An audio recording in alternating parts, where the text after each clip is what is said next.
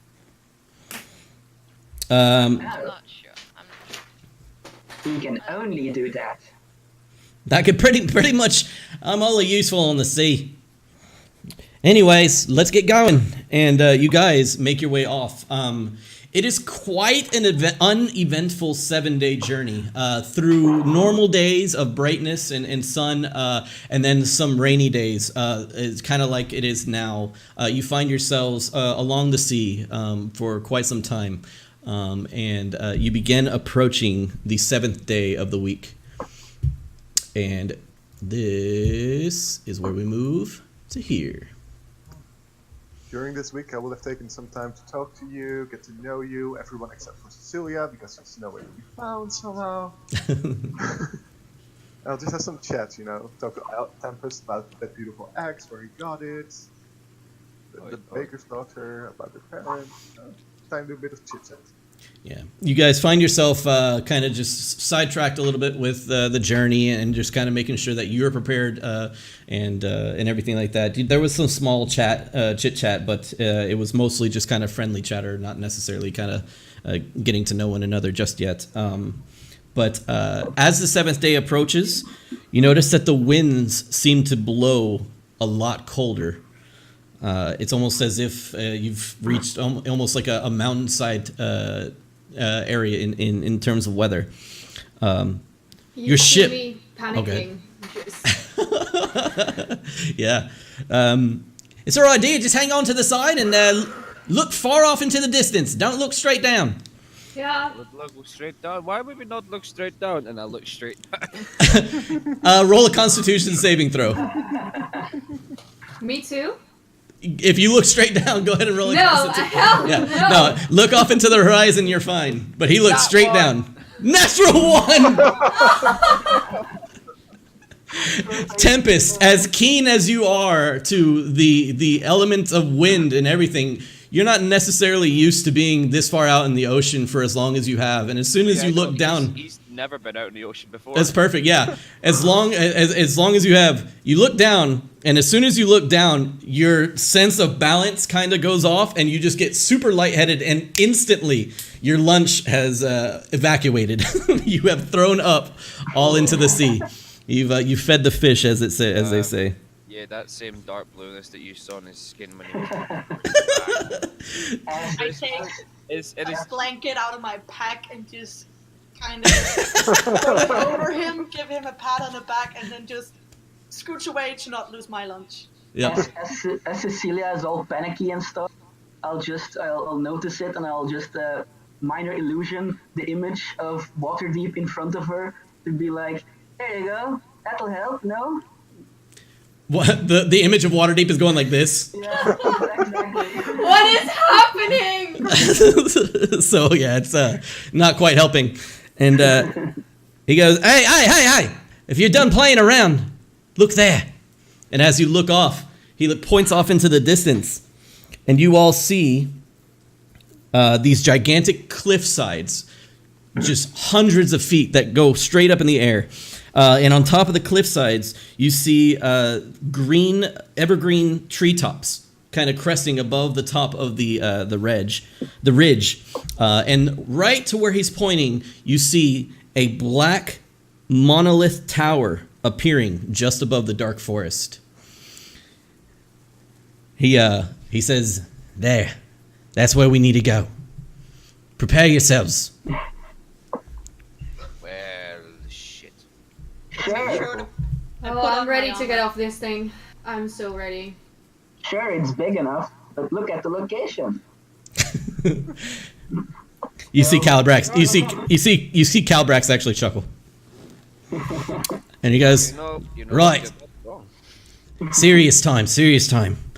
And he motions his hands over, and you can see he looks over the edge of the boat, and then he kind of shoves his hands like that, and a large wave of water takes your boat and like shifts it in a certain direction and continues moving you in that distance of like at an extreme pace. As you begin getting closer, he pulls his hands back like this, and you can see the wind in the sails change direction and actually slow the ship as it becomes closer and closer to the edge.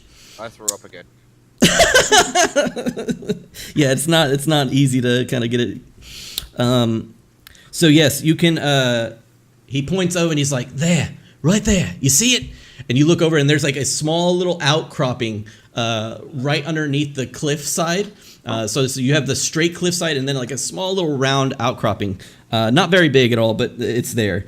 And he goes, "Hold on." And he takes again the waters and the winds and he pushes you closer and you can feel the ship actually kind of what is it called? Not barge itself, but Beach Right. itself. it beaches itself. Yeah, it scrapes up against the rocks underneath it and it lodges itself close enough or close as he possibly can get to the edge of this this area. And again, this is more towards the actual wall itself. He then kind of motions towards you and he goes, "Look, here we go. We're here. Come on, follow me."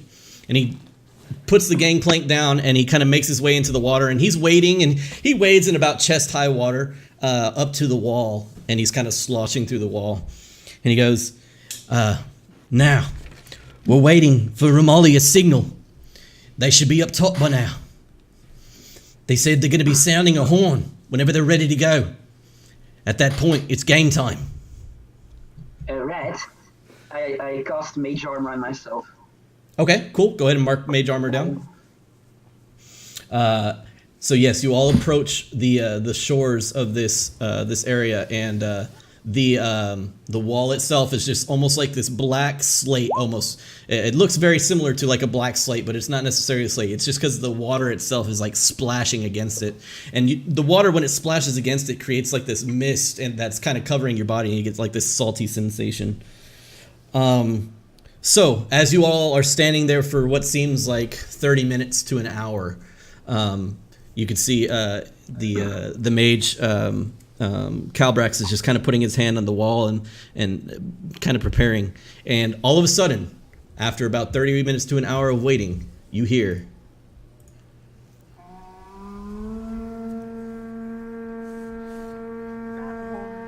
Oh god, it's the signal.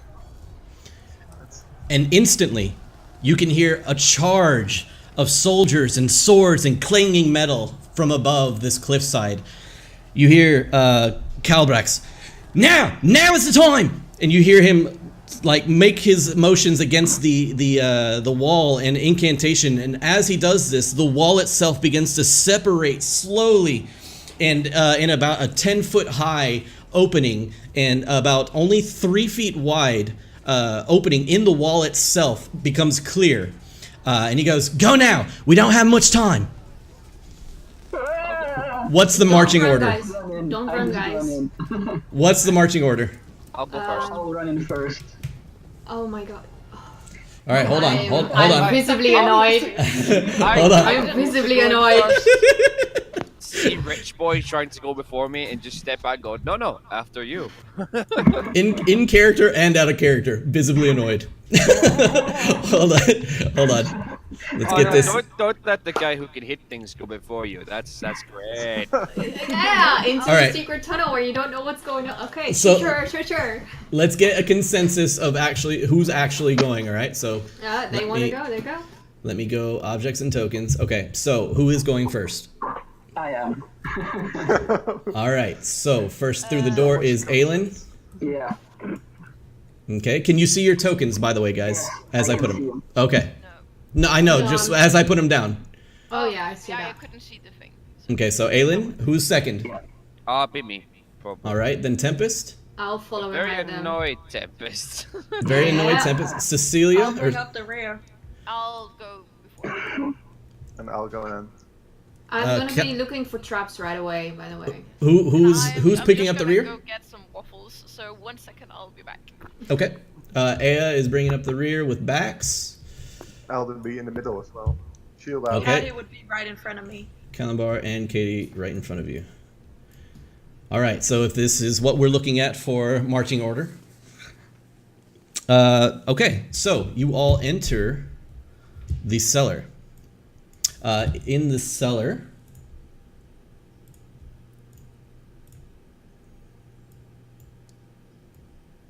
There we go. In the cellar. Where is it?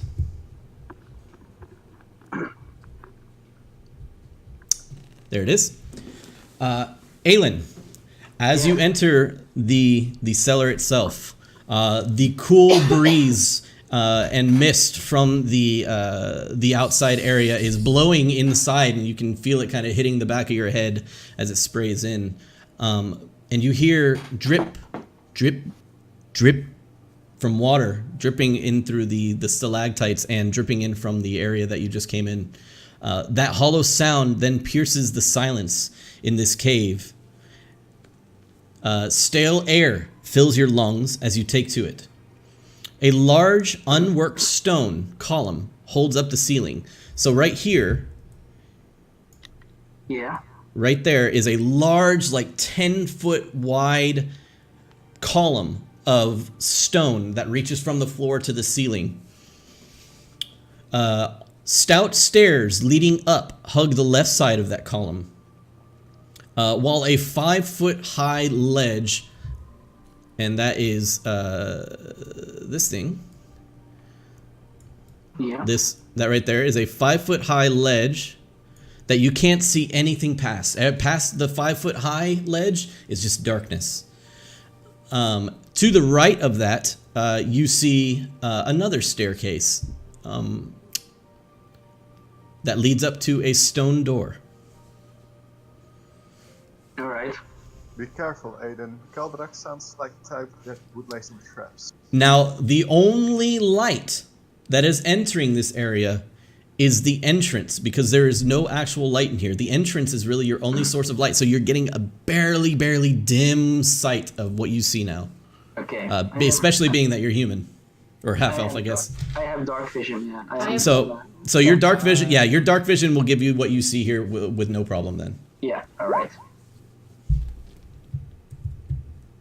Alright, I'll pop out Larry, my lizard, and I'll send him a few 20 feet ahead of me to check out. Okay, I don't have, let's see, I do have a pseudo-dragon. I don't have maybe I have a lizard. Let's see, lizard. I might have that many. Creatures and monsters. Giant lizard, lizard folk. Lizard! Yay!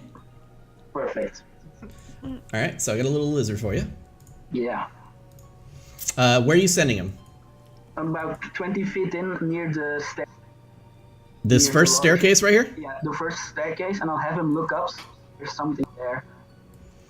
Okay, are you gonna look through the creature's eyes then? Okay, so as you guys take to the entrance here, you note that the lizard kind of jumps off his shoulder, and then all of a sudden he goes into a like almost catatonic state. His eyes go white. You don't see irises anymore.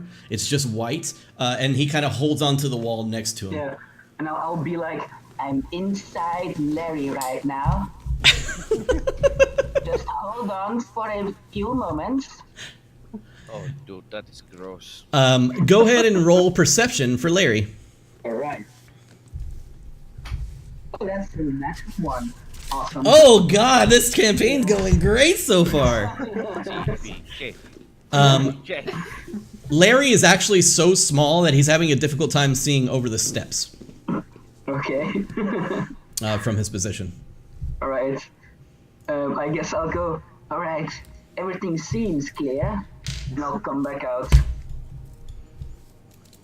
Okay, so you go back to, or put him back on top of you? Yeah, I'll just pop him back into my sleeve. But okay. I'll just have him up here for now, and then if perfect. ever need be. There we go. Okay. So yeah, he didn't get any more vision than what you already have. Yeah, okay. So what do you want to do? Yeah, I turn to the rest of the group and I'm like, so everything seems clear. I'm not really sure what the protocol is in these situations. I step down and brush past him, and I Okay. want to see if I can see any traps around the area that I can see. Okay, go ahead and roll perception as well. Okay.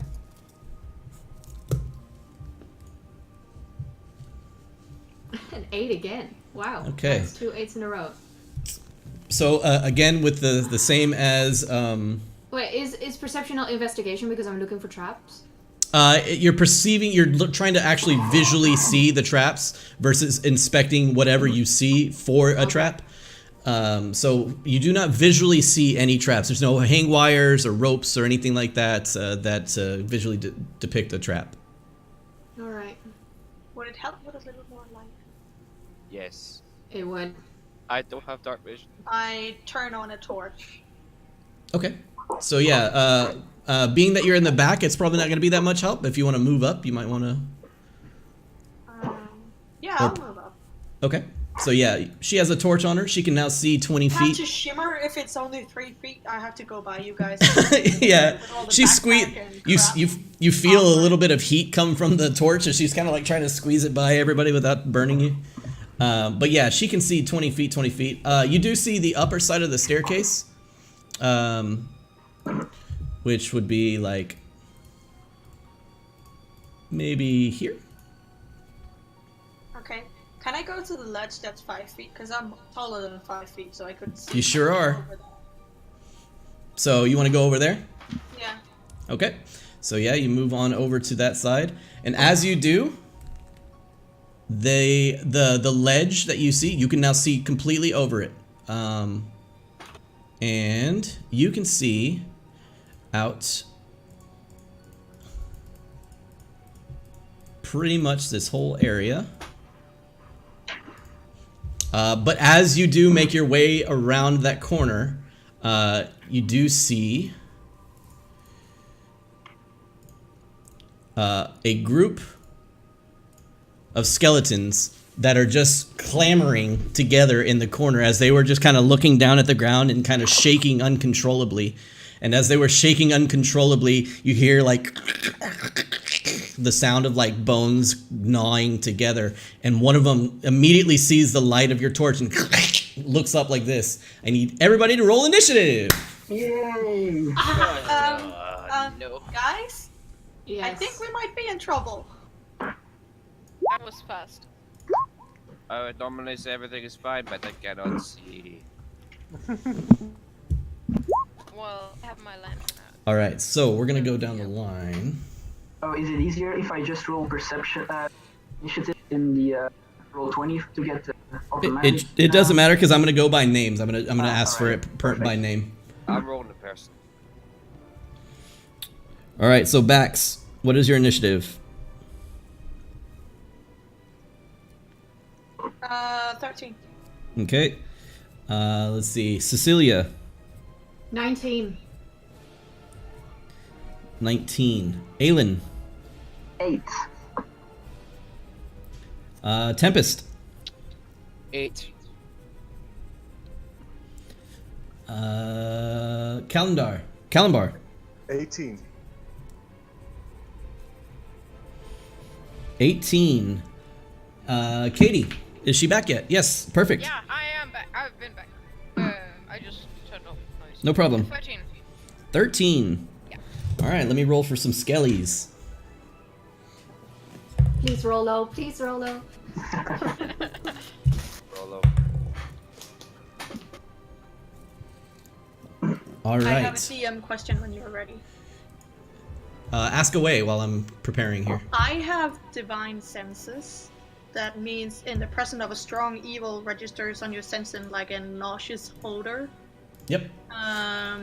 And as an action, you can open your awareness to detect such forces. If I've done this before going around the corner, would I You have absolutely noticed them? would have sensed them. Okay. Yes, for sure. 60 feet. Cool. But now it's an Yes. action, and I know they're there. So That is correct. So yeah, wouldn't be so useful just as being like, yep, they are definitely there. Yep. All right, so we will go through this like we normally would. So that is going to be creatures, monsters. That is going to be Skelly. And let me just get his dexterity +2. All right, cool. So I got its initiative. And we're going to start it off with Cecilia with a 19. What would you like to do, Cecilia?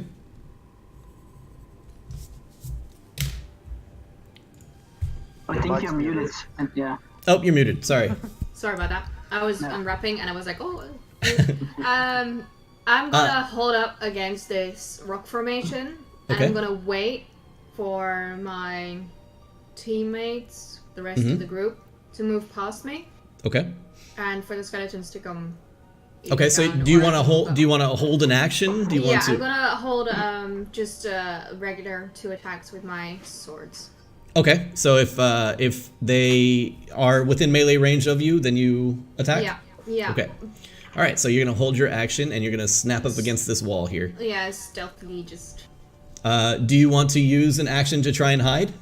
Yes. Or you can use a bonus action because you're a rogue, so yeah. Yes. All right, go ahead and roll for stealth. 23. Okay, 23 stealth. I believe you are hidden. Great. 23 We'll see. stealth. All right. So, that is Cece's. Kalimbar. So I'm going to assume I heard an audible gasp from Bax. Possibly. Yes.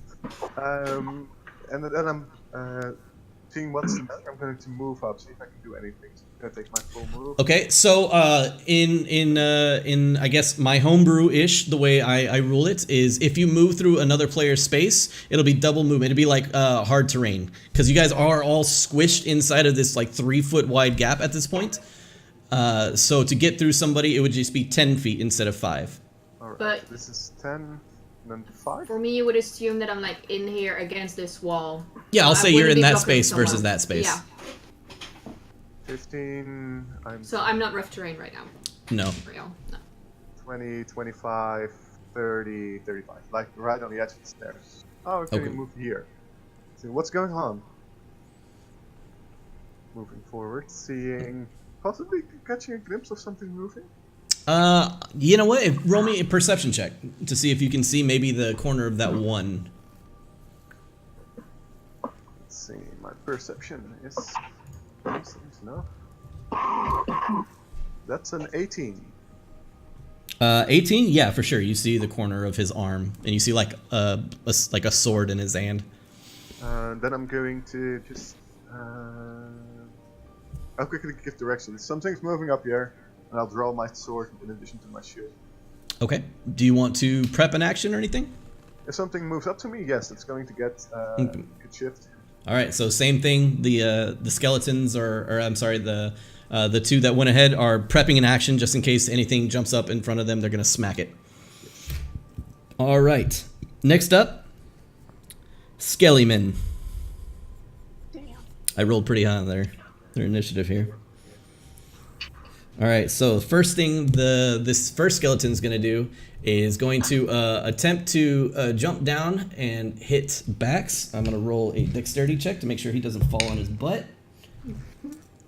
He is fine. It is just like a 5-foot drop, so he didn't fall or anything like that.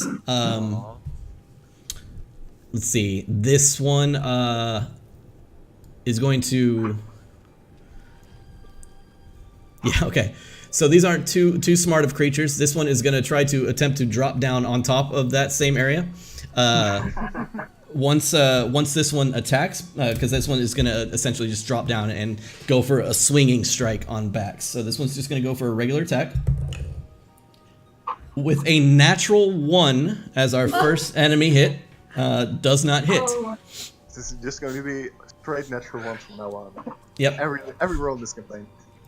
So this one is going to attempt to jump down on top of that skeleton, and it's going to make a dexterity saving throw with disadvantage. And actually, it's going to hit the other one and crumble onto the ground next to it. Oh my. So it is actually prone. But it's going to spend the rest of its movement to stand back up and make another slash at Bax. Does a 12 hit? No. All right, cool. So a 12 does not hit. Let me see. That was a plus. No, I'm sorry. I lied. That was not a +2. That is a +4. So that is a 15 to hit. Does 15 hit? Still does not hit. Oh, excellent. Okay, perfect. So yeah, the short sword just kind of clangs off of the shield as she holds it up in defense because it goofily like slides over the other one and then like gets back up and then tries to make an attack and it just slams right into the shield that she's holding. And last but not least, the one that was on the corner did see the other. Well, it saw Kalimbar at least as he was approaching, and is going to move his movement speed 5, 10, 15, and he's going to make an attack at Kalimbar. Kalimbar, you can make an attack at him. All right, let's do that. Natural. Oh, nice. So that thing about the natural ones is it good if I just do this? So that would be a 12 to hit you. I'll easily block that with my shield. Great. Perfect. All right, so go ahead and make your natural 20 roll against him. Let's see, short sword. 2d6 then. Yep, 2d6, and then add your modifier. For 8 damage. For 8 damage. Nice. I'll just block him and then just come up straight with a practice blow to his neck. All right, so yeah, you take the sword and smash into the side of its neck, and it actually takes out like his clavicle and a few of its rib cages, and just breaks a few bones. But it just kind of like just cracks back at you, and it's still standing there, but he definitely takes a hit. All right, so that will be the end of the skeleton's turn. Up next is Katie or Bax. Which one of you has the higher dexterity? -1. -2. -2, -1. No, All right. No, +2. I said mine. Oh, I said minus. All right, Katie, you are up first. You are up first. What would you like to do? I am too far away from everything. I guess I'm just gonna move. How Okay. do I do that? Do I just move myself? Or... You can move yourself, yeah. Up to 30 feet. So basically what you do is on the left side, if you would like to, each square is it represents 5 feet. So you can move your movements through squares. So basically you can use this tool on the left side. It's on the very middle. It's like a circle with it almost looks like a hair comb through it. And you click on you and then kind of draw how far you can get. So that'd be 20 feet and then probably to one of these two. I can get to there, but that's too far away. Now you're only what 5, 10, 15 away from one of them right now. If you have any range spells. I do not have any range. I have Okay. one ranged spell, but I don't have many spell slots. That's no problem. If you want How far away am I from Bax? from who? Bax, from Bax. Oh, quite far. 5, 10, 15, 20, 25, 30, about 35 feet. She's surrounded by 2. She is- Can I see both skeletons? You can see one of them. Okay, that's all that matters. And then I'm gonna do Ice Knife, I think it's called. Yep. Nice. That'll be a dexterity saving throw, I believe. Yeah, I'm just gonna find the spell here.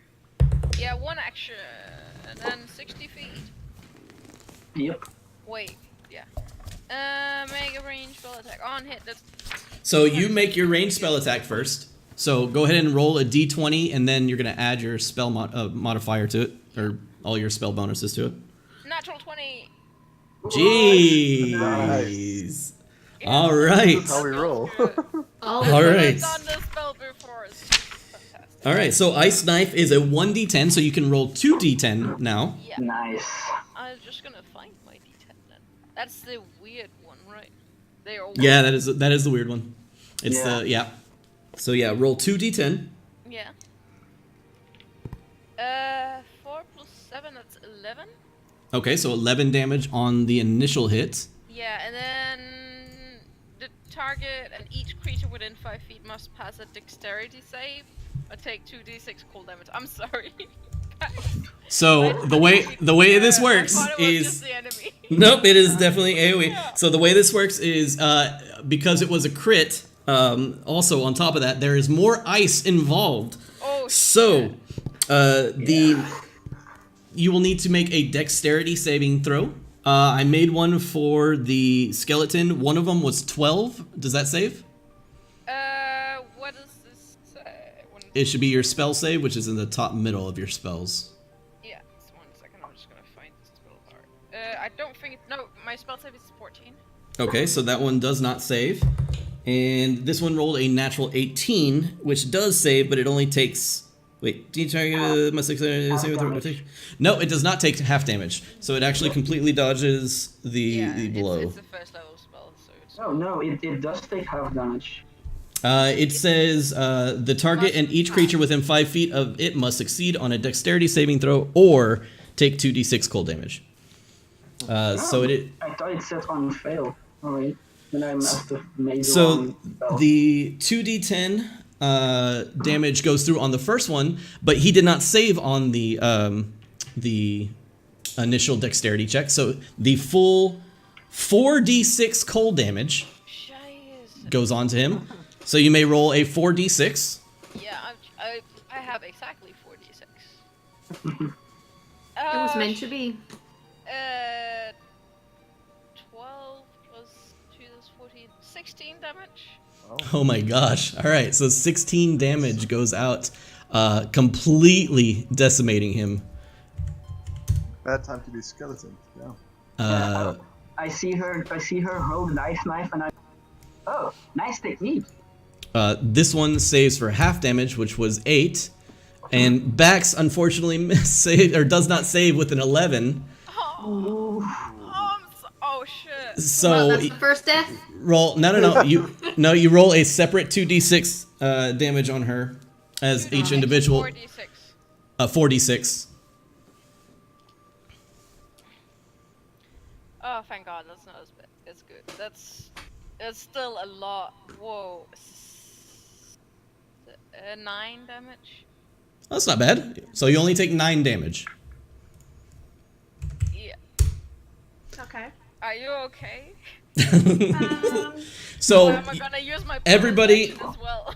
everybody And use everybody my sees a large icicle just form out of nothing as Katie holds out her hand and icicle shoots out around this corner, smashing into the skeleton, completely obliterating it, smashing it right in the ribcage. And as it hits, ice crystals kind of form on the body itself and explode upon impact, shooting ice crystals in every direction, and immediately impacting the 2 creatures standing right next to it. I'm just looking at my hand in shock. Yeah, it was definitely more than you would have expected. And poor Bax is now kind of riddled with ice as it eventually melts, and now she just kind of has puncture wounds. All right, Katie, you do have a bonus action. Yeah. Are you okay? I just... You currently do not see Bax. You see I don't see torchlight. backs. Okay. No, you If see I don't torchlight. See backs, then I can't do anything. Okay. So that's it. But yeah, you obliterate that skeleton. Next up is Bax. I'm gonna drop the torch. Okay, torch dropped. And how does it work with the shield? Is it an action to like? It is a free Drop it action. into It is a free action to pull out weapons. Okay, so I will do a 2-hand sword swing at the last skeleton.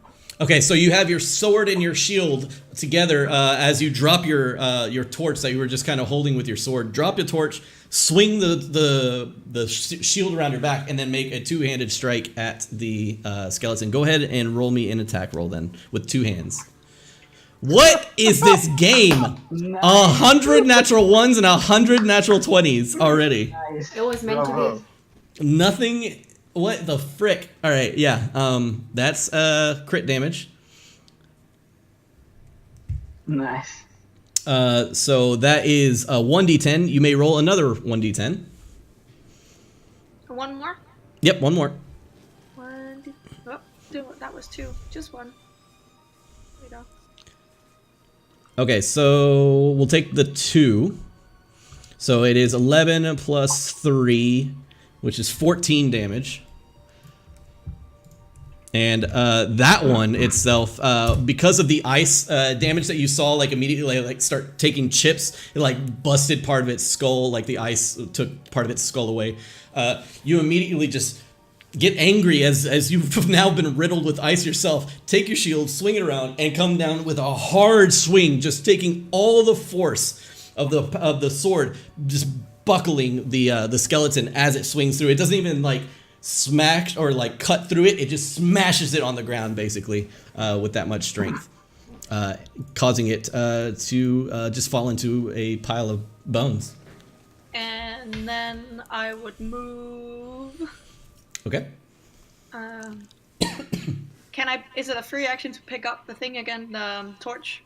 I would say that because you've done 3 like free actions, it would be an like an action to pick up an item now. Okay. Then I'll just step out so people can see me. How do I do that?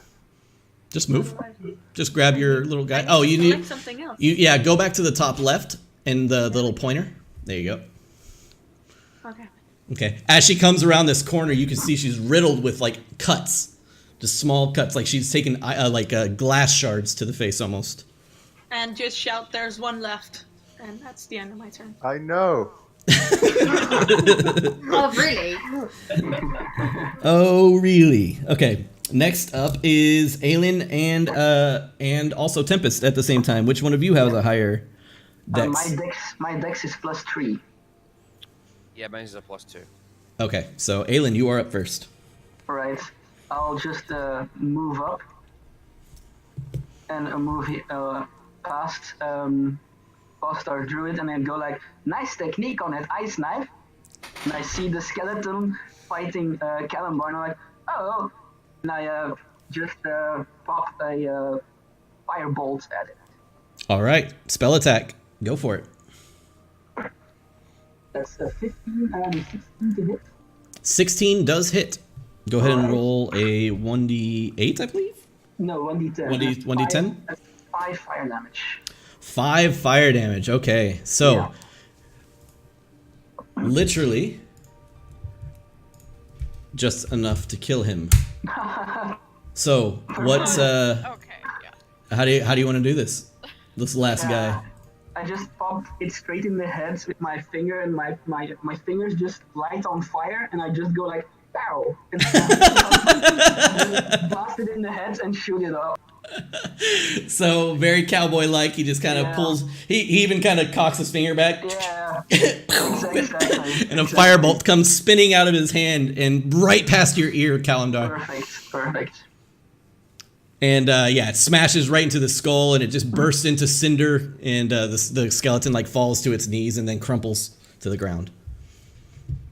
I would like to drink my new healing potion right now. You're But more how than- does one do that? So Tempest, the combat is over.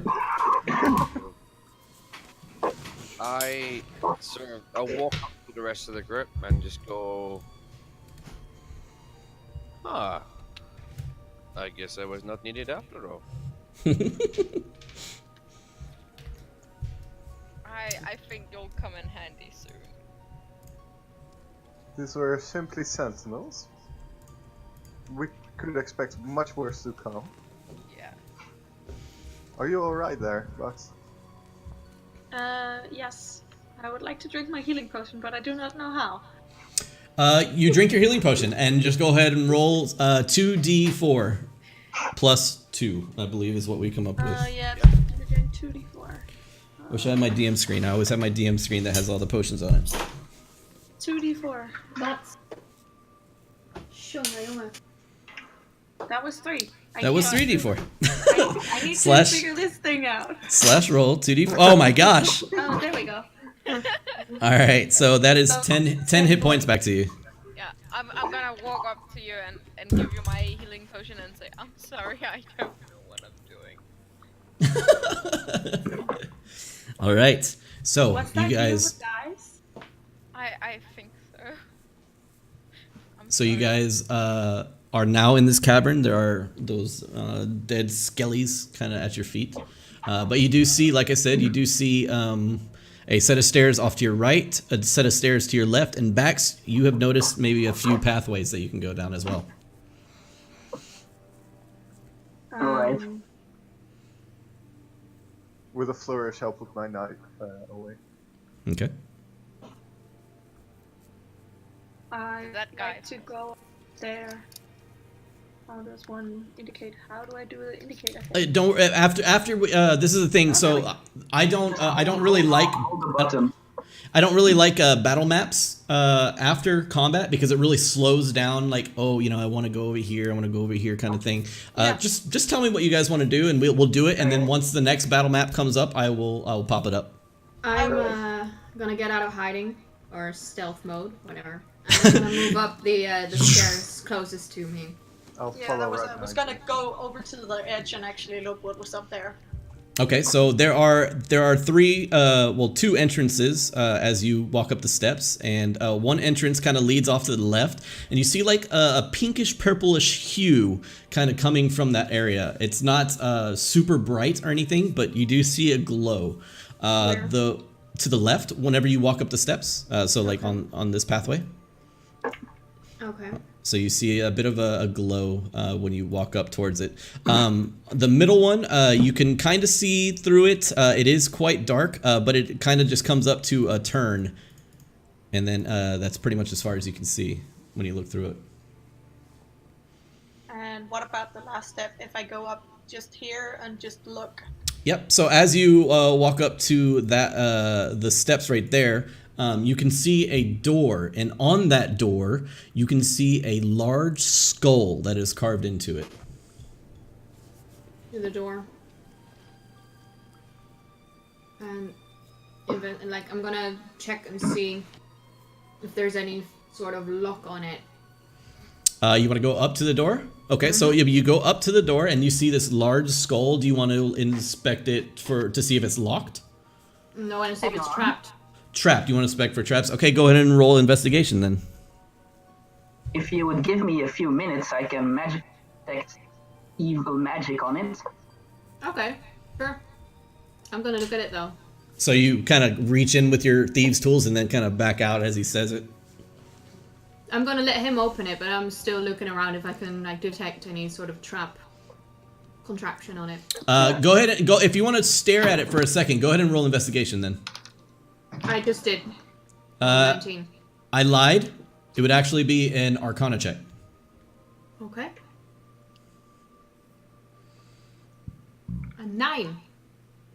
A 9. You do not see anything in particular about this doorway. It's just you do see an ornate-looking carved skull into it, though.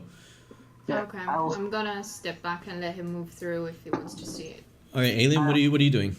Can I start ritually casting detect magic? Sure, absolutely. Yeah. Do you guys want to wait 10 minutes? Sure.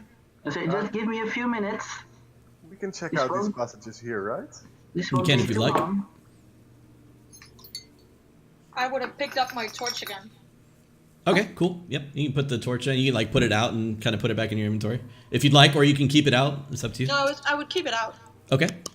So yeah, I'd say for brevity's sake that 10 minutes has passed and detect magic goes off.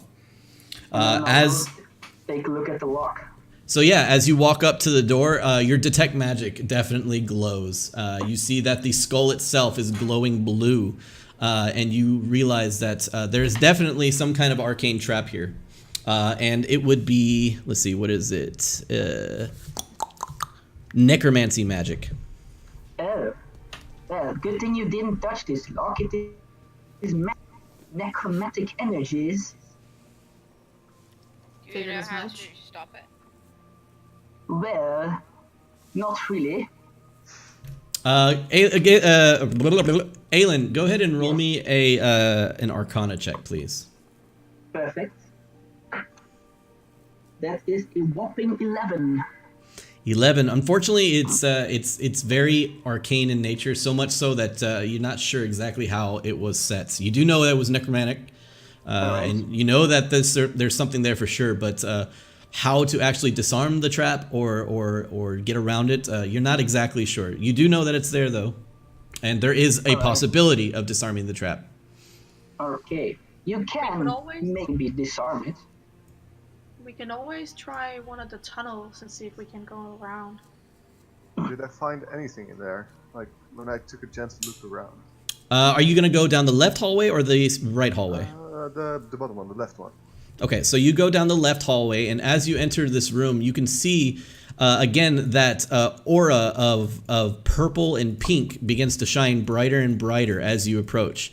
And you're met with an entire hallway of beautiful gem inlaid walls. The walls themselves have giant, like large pink crystals coming out from the ceiling, the walls, even some from the floor, refracting light 100 times brighter than they was before.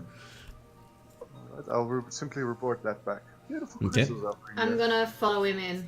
The ceiling itself gets about 15 feet higher in this area as well. Okay, you guys go in, yeah, again, 15 feet higher. And again, for brevity's sake, I would say if you guys, unless you guys say specifically, I'm branching off from the group or I'm leaving the group, that everybody's together for the time being. Okay, sure. Again, this the whole battle map instance will slow down gameplay a lot if we Yeah, of course. don't do that. I would Okay. like to see if there's any like gemstones laying on the floor, like just like loose gemstones. Go ahead and roll me a just a general investigation. Yeah.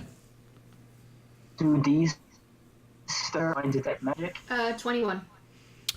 You would still have detect magic up, as a matter of fact. Then Yep, and so Cecilia, yeah, you do notice that there are a bunch of like crystals that kind of look like they might have broken off the wall at some point or have fallen on the ground. Yeah, you're free to do whatever.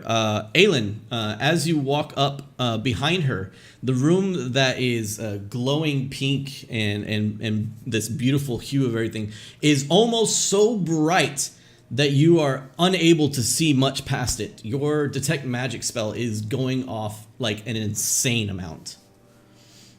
And you know this as... I hate having to know all the types of magic too. Detect magic is awesome. So this would be...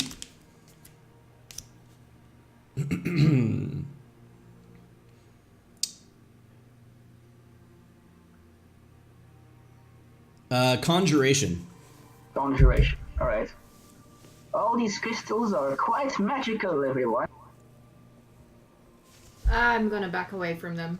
Maybe That's we not. should just leave them alone. I'm gonna pick one up. Okay. I'm moving away. They're harmless.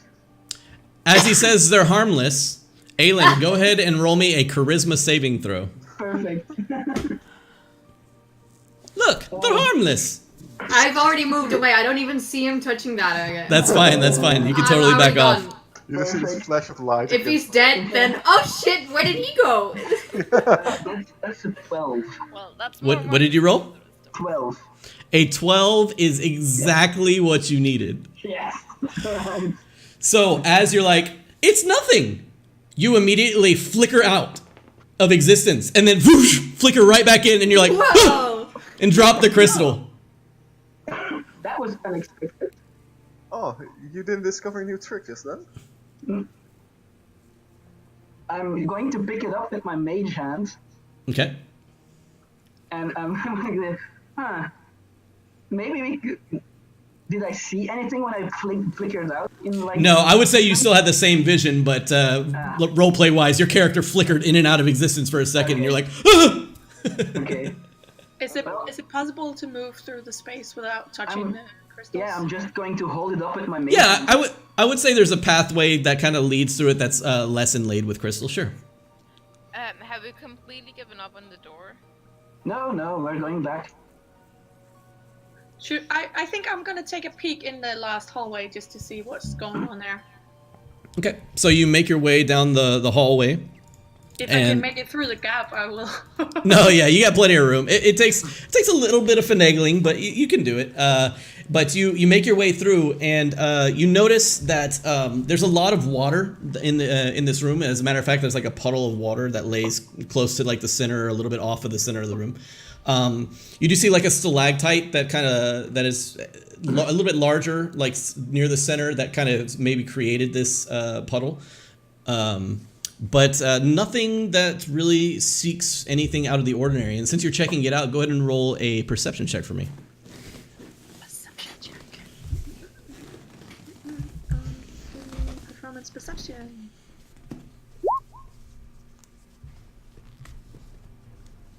12. You do not notice anything in particular. Like I said, this is pretty much what you see in this room. I go back and say, I think this hallway, there's water in here, but I think it leads the same way as the crystal way. Should we go back to the door or should we follow this? Yes, let's go back to the door. Okay, so you guys all make your way back to the skull door. I'm still. I'm gonna take some distance from this. I do not trust skulls, all that kind of symbols. Can That's not on me. you, Aiden, Yes. can you, do you know anything that can take this magic away from the door? Well, yeah, Block it, break it. I'm holding my my mage. Oh, your voice cut out. Oh, You're cutting out. Yeah, I'm still using my mage hands to hold crystal. Okay. I'm gonna drop it on the floor and I'm gonna use my mage hands. To try and open the door? Yeah. Okay. I need a, like, direct, like, where is everybody standing in the moment that you open the door? And let's be... Probably like 10 feet away from it, probably. I'm standing like right where you can see me on the map. I'll be standing on the elevated piece, like near the pillar. Yeah, alright. I'm standing where I am. Tempest, are you good at where you're at? I will move. I don't know. All right. Move them over. Alright. Can you like hold an action in case something happens? Yeah, can you do that? I think at this point the only thing you'd hold is a heal, maybe. I don't know.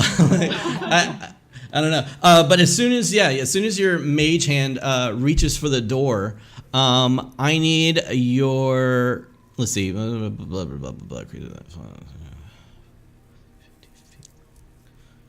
So it would be from the door.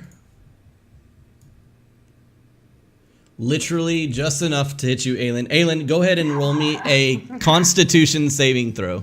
Okay. Let's do this. +1. Come on. Damn it, that's an 8. Okay, so an 8.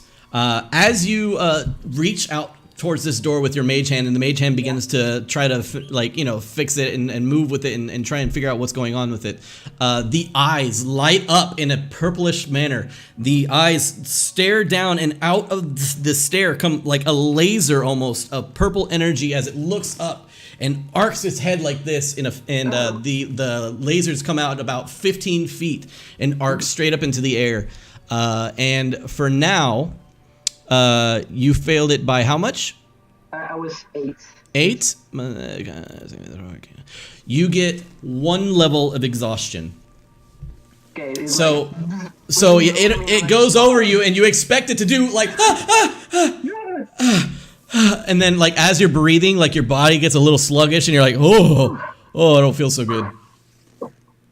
This So, yeah. knocked quite the wind out of me for some reason. And you notice the eyes actually just kind of go back to being a dull stone color. On the bright note, I think the trap is gone. Maybe step back 5 feet and try again to open it. I'll step back 10 feet. And I'll open the door again with my mage hand. All right, so the door is locked, but you can attempt to Okay. get through it in several different manners. You could either use your friend's thieves' tools, or you can try breaking through it. A lot of different things. Use the stone to make the lock disappear. Maybe I'll move over and press the stone with my mage hands again against the lock. Against the lock? Yeah. Okay, so you push, you take it, you grab it, and you push it against it, and it goes tink like this, and nothing happens. And then suddenly, the lock is gone, and it leaves just like a hole where the lock was. Nice. Is the crystal still there? The crystal is still in your hand. This is great. I'm just gonna take No. it. I lied. It says that the crystal is teleported with it. So no, unfortunately, Okay. you touch it, and instantly the only thing left is your mage hand, but you now see a hole where the lock was. Perfect. I just go, oh, that's interesting. Give me a few minutes, and I'm gonna go back there, and I'm gonna collect a few of these crystals. bag Wait. or something. I can just put them in there. Put them. Where are you putting them? In a bag, in like a small leather pouch or something. See if I can store them. Okay. And As soon as it touches, your leather pouch, the crystal and your leather pouch are now gone. Damn it! Alright, I'll just grab another one and just keep it lifted with my mage hand, and I'm like, All right. Every 6 seconds, it falls to the ground, and you recast your mage hand, and in case going, it falls to the ground again. damn it! But the door is currently unlocked. Okay, perfect. Mister, could you use the maid's hand to maybe open the door so we don't have to look at the skull while we walk up the stairs? You know, you should really hide this kind of work. No, I'll push it open with my mage hands. I visibly roll my eyes at his comments. Yeah. No, you push it open, and what's revealed to you in front of you, it looks like some sort of well, oh shoot, not. I'm doing it all wrong. Escape! Abort. In front of you, you see this.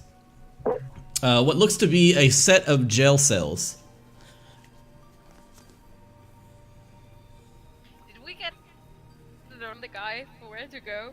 Nope. We just No. found a small tomb that's Well, bound in human you skin. know Oh, that that's true. with conversations with them that they don't know exactly where it's at, but they know it's in in her basement.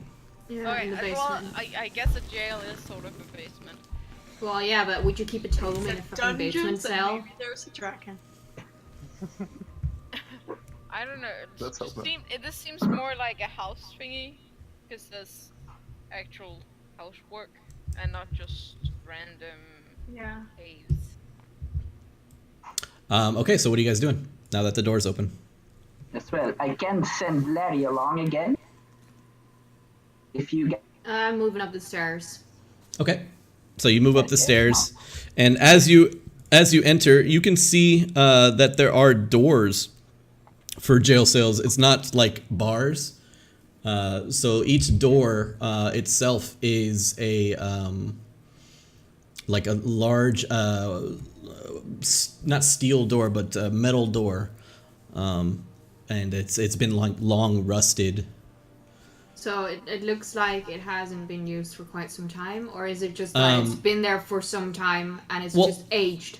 As it's been there for some time and it's aged, and as you can tell, as you move up, you can actually hear like a large thump thump thump thump thump thump thump coming from one end of the area, and as you kind of move up, you will see that this is the rest of the area.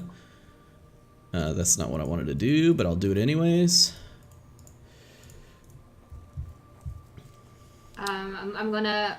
The moment I hear that, I'm not sure if they heard it, so I'm gonna say like, guys, I hear something. Be quiet. So the thumps would have been somewhere like in this vicinity, kind of like as soon as you walk down the hallway, you'll hear it to the left somewhere. Okay. So I can't- convey that to the rest. Like there's something here. So we should stay quiet.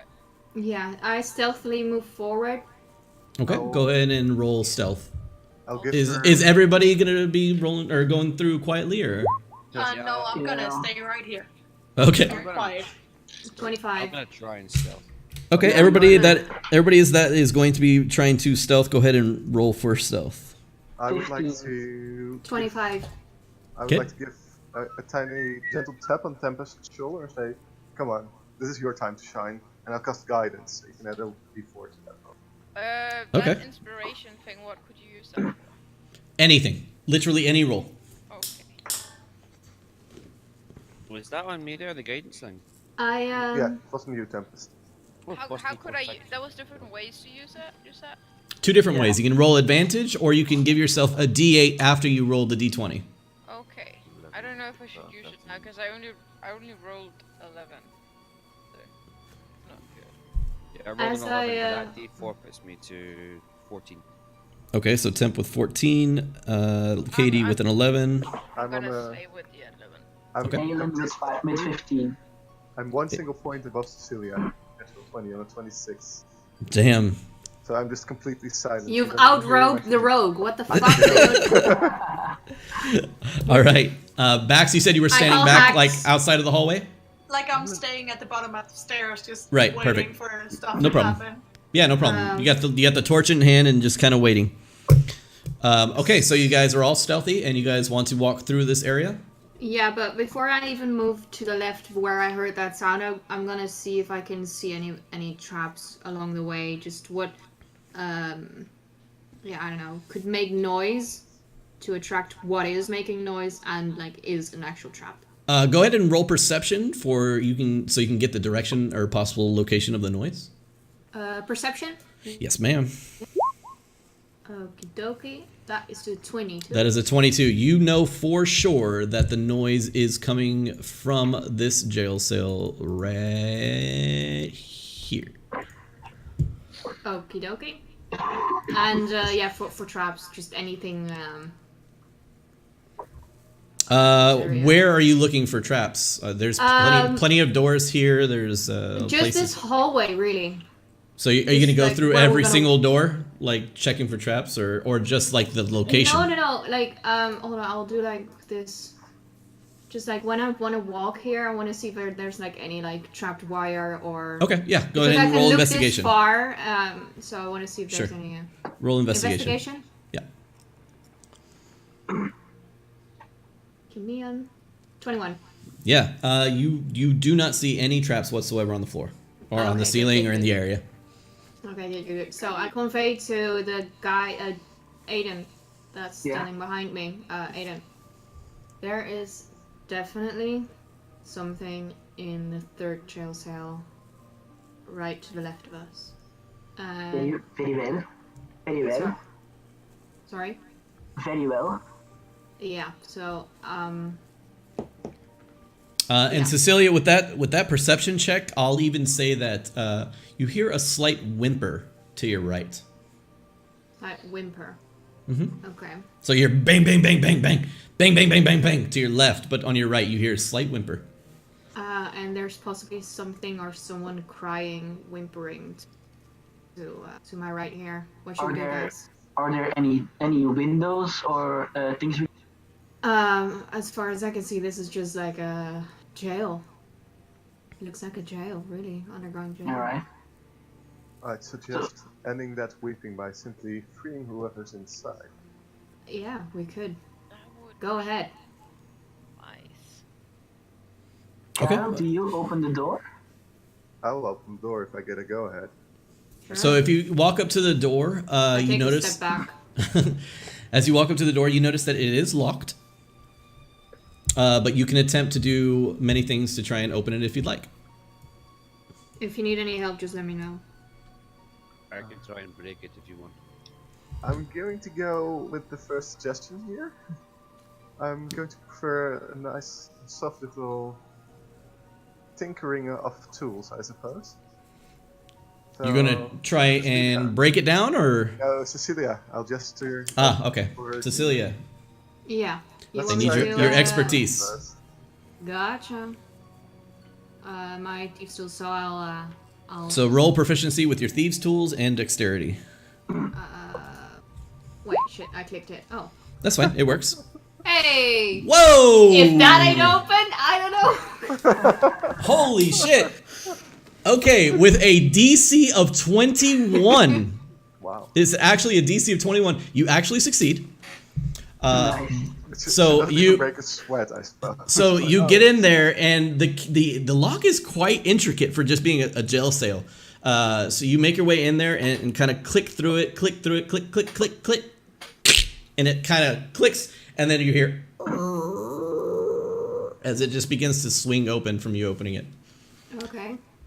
As you get a peek inside, you immediately hear and notice a scraping like this off into one of the corners.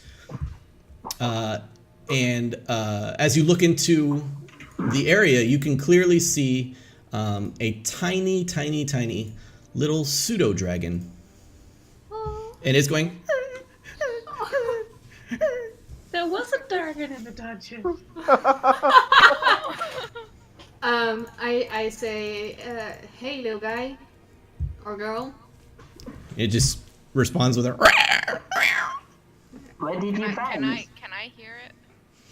You can hear it. Yeah, I mean it's making noise now, and the door's open, so it's just going. I feel kind of bad, but I feel kind of awkward. Like I don't really know how to deal with animals that well, so I'm like, okay, guys, there's something in here. I'll come and take a look. I'll see the little pseudo dragon and in the comic. You can see now it's like darting its like head like back and forth and like skittering even closer to the wall. I think you guys should step back a bit and then maybe not have too many people in the room at the same time. As small imprisoned animals rarely likes being towered over. And I'm just gonna sit down next to In Draconic, I'll say, "Hello, little guy. We're friends. We're here, and we'll save you, set you free." In Draconic. It kind of tilts its head, kind of like a confused dog, and I'm gonna take some leftover bread out and have my hand out. it kind of like moves over to it and like places its nose by it and then sniffs it, and then you can see it kind of like and then like blow a little bit of fire at it and then like back up into the corner. You're gonna feed a dragon bread. I'm gonna go take some jerky out. Technically, now you're going to feed it toast. And now immediately yeah, I would say about that is fine. So yeah, from this point, the dragon kind of goes up and walks up and then starts to devour the bacon or the beef or jerky, whatever, the jerky. And, like tips its head back and like takes it down the gullet. I take out my water skin and I kind of try and awkwardly offer it some water too. It takes it. It comes over and just kind of starts drinking. Can I check it and see if it's okay? Go ahead and roll a nature check. No, yes, nature check. Is that nature or animal handling? It'd be animal handling if you wanted it to like do something, but just to check its like general state. That'd be, you know what? It would be a medicine check versus just to like if you're trying to look at if it's healthy. Yeah, or yeah, like, I'm trying to look yeah, at its it'd be a health. medicine check. Oh, that's 15. That's okay. 15. Yeah, you can tell that it is kind of malnourished, but you get the sense that it hasn't been here like far too long. But it's just generally kind of just scared and glad to see that you're not there to kill it.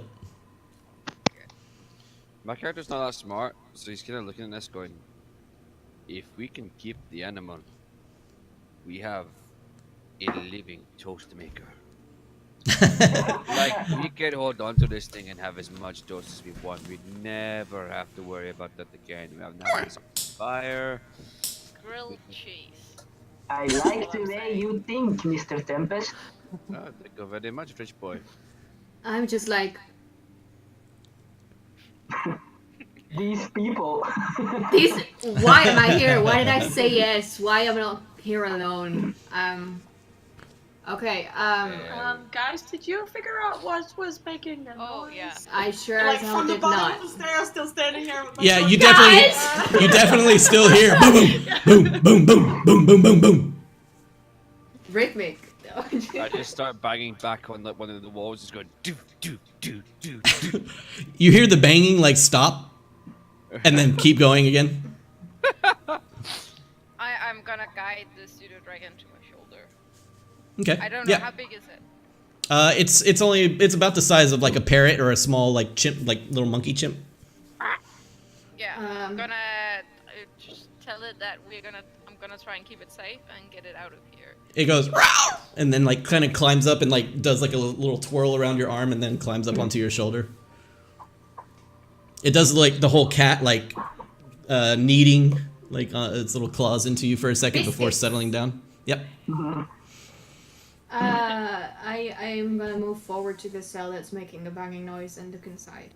Okay. Immediately, the pseudo dragon begins going, "Row, row, row, row, row." And you can see it's just like panicking and like shaking its head no. Alright. I'm gonna Can we take that thing back to the boat? 1 second. I'll just ask him what's wrong. I'll cast Speak with Animals and. Yeah, does it know Draconic? Did it Oh seem yeah, if you understand, I'm not going. yeah, did it seem to respond to my Draconic? It would understand Draconic. Ah, You could see that it understood you, but it does not speak back in Draconic. okay. Okay. Then I'm gonna cast Speak with Animals and ask it what's wrong and what's in the cell and why it's scared. So as you cast Speak with Animals, you see like a little blue trail of like mystical magic come from the from your ear, like, and kind of surround its whole body, and it kind of shivers as it happens. And you ask it what's wrong, and it goes, "There are traps everywhere around. What kind of traps? Don't go through that door. There are undead parts. I know all of the traps in this dungeon. My name is Elonast. Elonast. Elona. Hey, Elonast. We're here to find the phylactery of the. Yes. do Yes, you I know. Do you know? You know? I know of the phylactery, yes. Okay. You know Soldara. I was once Zaldara's old familiar. Why are you here now? I hated what my master had become. And I would gladly help you, but she locked me in there because she couldn't bring herself to kill me. How long have you been here? I don't know. Must be weeks now. Wait, what was its name again? Sorry, I forgot. Elonast. Elonast.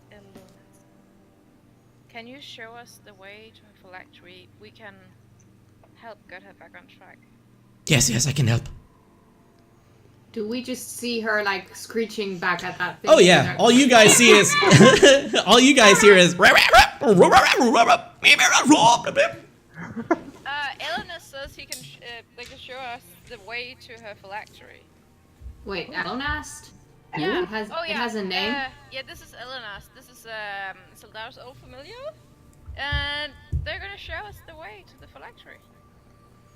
So No we can way. help get Soldar back on track. Well, guess you're in the lead then. Go ahead. And I move like... Elonast kind of looks up into the air and kind of looks around for a second, and then jumps off your shoulder, and like its wings kind of help it glide to the ground. And then as soon as it lands to the ground, it like lizards like up the hallway, and it begins to kind of move up along in front of you. Do you guys want to follow it? Yeah, during all of this, I've joined the group.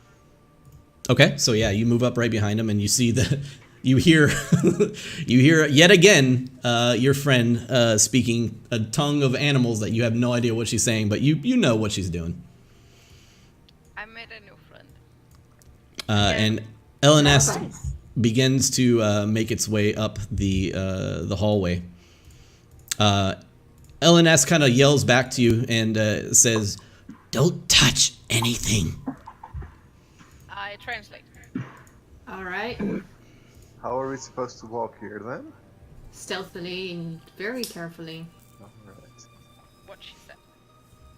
Can you show us what not to touch specifically? Anything! Don't touch anything! What about the floor? Well, you know what I mean. Sure. What is the banging noise, by the way? I forgot to ask. It's dead parts. Okay. Okay, sure. Yeah, cool. So Elonast begins making his way up, and he gets to this door, and he says, "Door! Open door!" It's a wooden door in front of you, is what you guys see. Cecilia, can you open this door? Check for traps. Go ahead and roll investigation. 15. You do see that the door is not trapped. Okay, I try and pick it. Okay. Ouch. An 11. As you go to pick it, you push your lockpicks into the door, and as you push your lockpicks into the door just goes. Oh, it's... Oh. Oh. Not every door has to be locked. Jesus Christ. You're really Not quick every at this. door is Yeah. obstacle. I once saw this video where like literally military guys were trying to break into a door and someone just had to do like this and they were pushing into it. It was the best. Okay, so The Day of the Doctor episode of Doctor Who Ah, with the 3 doctors. Yeah, sorry. Oh man, I can go on and on about that too. I'm a Doctor Who fan as well.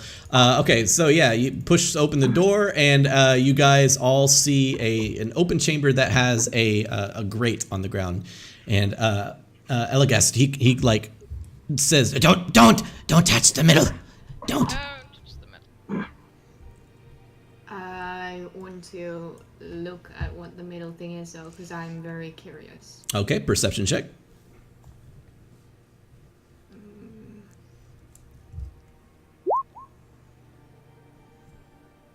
It's a 10. Is there a skeleton on the grate? There is a skeleton that is just kind of like laying down next to the grate. Okay, Cool. do you sense it? Does she want yeah, to? I was gonna say, can I do the divine senses thing? Okay, you do the divine sense, and it bing, it goes off like a sonar, and the skeleton on the ground definitely gives off an undead sense. Okay. So anything within 60 feet for how long? Nobody knows. That isn't completely blocked through walls, I believe. Is that correct, or is No. am I? Until the end of your next turn, you know the location of any celestial fiend undead within 60 feet of you that's not behind total cover. Yeah, so total cover. So that's the only one that you can see right now. Okay. Would Aiden still have his detect magic on? Oh yeah, exactly. Has it been 10 minutes? 10 Has it been minutes. 10 minutes? I would say 10 minutes has passed between picking locks and opening doors and stuff like Yeah. that. Yeah. Alright, Okay. speak with animals lasts for 10 minutes, so we should probably hurry Walk up. along. Moving. Okay, so you guys keep Alright. going. Do you guys want to If do you anything want with this to, grate? let's- Oh, I'm sorry. And with that 10 perception check, you do notice that there is a like a shiny something glimmering underneath the grate. I am intrigued. But I'm also smart enough to heed the warning of a tiny dragon. So. Yes, therefore- come. And that just sounds to me like. Yeah, I'm just like. but it keeps going. It keeps going. Okay, So I'm gonna follow it. yeah, me too. Yeah, I'm yeah. Nice game of Follow the Lizard. Follow the lizard, It's a dragon. You guys literally found the cheat code You're welcome. Thank you. with a natural roll too. Okay, so yeah, you guys enter the next room, and the next room is a set of stairs that lead up, and you can see like a walkway above you. And as you walk up, you do see like these rusted, all kinds of different kinds of shields and weapons against the wall that are just completely in disarray and old, and it just looks completely unusable. All aside from this one really ornate-looking shield that has 2 swords kind of crossed behind it alongside the wall here as you make your way through. And Elenest is going to just continue walking up the stairs. What's the sword thing? Can you tell that thing to just wait up and not walk that fast? Don't touch anything! Wait a second. I think the rest of the party is a bit slow. They don't understand you. Come! Shall we just assume that that's one of those traps? How far are we? How long? Like. Oh, it's how only much it's longer? been like literally 1 minute. No, I'm just like how much. I'm asking Elenis how much, like how far is it? Oh, not far at all. Okay. What is Alright. the? I think Cecilia might be interested in the ornate things. I Okay. sure am. I'm asking Uh, like if Elenis All right. knows. So what are you doing with it? Well, I want to see if I recognize it out of anything. Yeah. You don't recognize it in particular, but you do see that it is like very nice and ornate. It looks expensive. It is different than all these other ones that are like rusted and everything like that.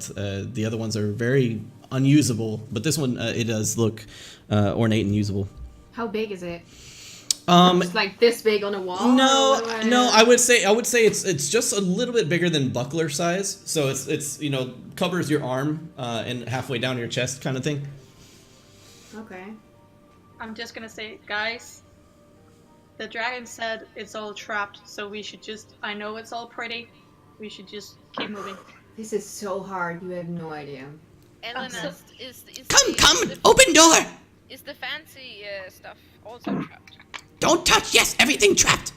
Okay. Oh wait, I don't know that. I'm still looking at it. It says it's also trapped. It says everything's trapped. Everything trapped. Fuck. Yes. Okay. This is a rogue's worst nightmare. I swear to God. I think it might be made to specifically torment you. Hurry, open door. Is it locked? I don't It wants know. us to open the next Are you door. gonna go check to see if it's open? I'll push it with my mage hand from a Oh yeah, distance. good idea. Okay. So Elenas can see your mage hand kind of like go above it as it watches it, and it like opens the door, and it is open.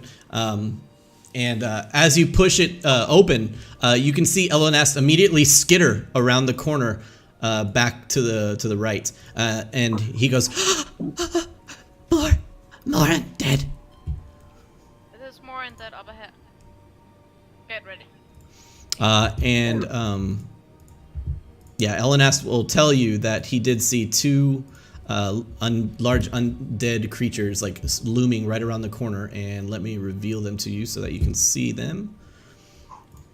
Which way are they facing? They're currently just like lumbering and like looking down at the ground. Okay. Yeah, I'm just gonna tell Elena to go back and stay behind us. To get Yes, stay safe. yeah. Alright. So Maybe with we our should- stealth checks, they're still up? The stealth checks? I would say just because Elenas has been leading you and you open the door with Mage Hand, nobody has noticed you no matter what. Okay, maybe we should distract them with something. Have an Okay. idea? I can create a small illusion of some. Have it go over there. I Get them heard maybe a together. third of that. Maybe get them together so he can shoot one of those eyes. I can't do any more eyes, I think. I don't know how to do it again. Okay. Right. Alright. I'll go in. I'll go where I can see them, and I'll cast a minor illusion of like a rat or something there. And Okay. see if it can get their attention. All right. What is the DC on Minor Illusion to depict? That would be my spell DC, I guess. Which is hang on, I think it's 13.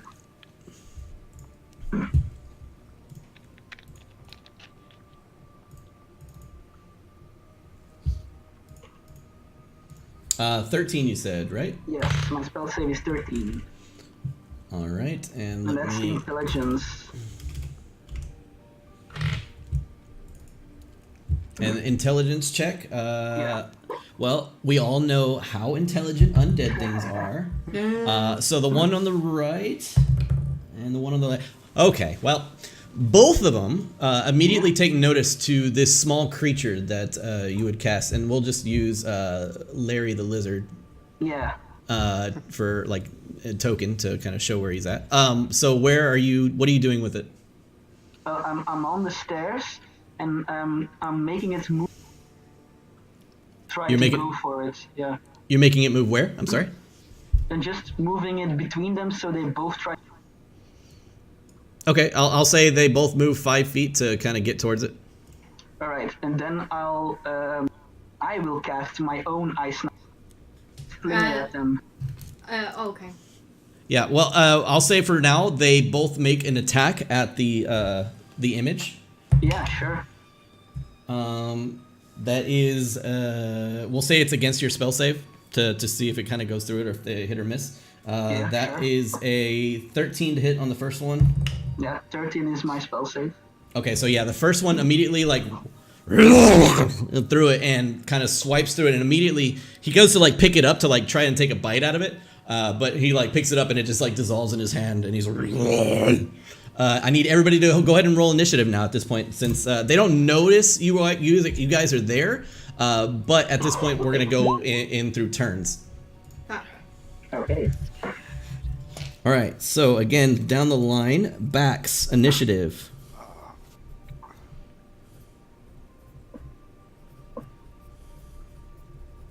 Five. Sorry. Okay. Cece. 15. 15. Aelin. 14. All right. Tempest. 6. 6. Kalimbar. 22. Damn. I That's so also badly good. wanted them to not see that so I could sneak attack the fuck out of them, but oh well. Katie. Well, they technically still don't know you're there. Just 20. a heads up. True. 20 total. Yeah. And I will allow you guys to go ahead and have an entire round as they spent their round attacking an illusion. And I will roll their initiative though, which is plus numbers. Right. All right. So yes, you do technically have a surprise round against them. So first off, we have Kalimbar. As soon as I hear the creature stumble and see Aiden prepare a spell, I'm just going to dive in, stay low to the ground, and go for one of the legs, the zombie on the left.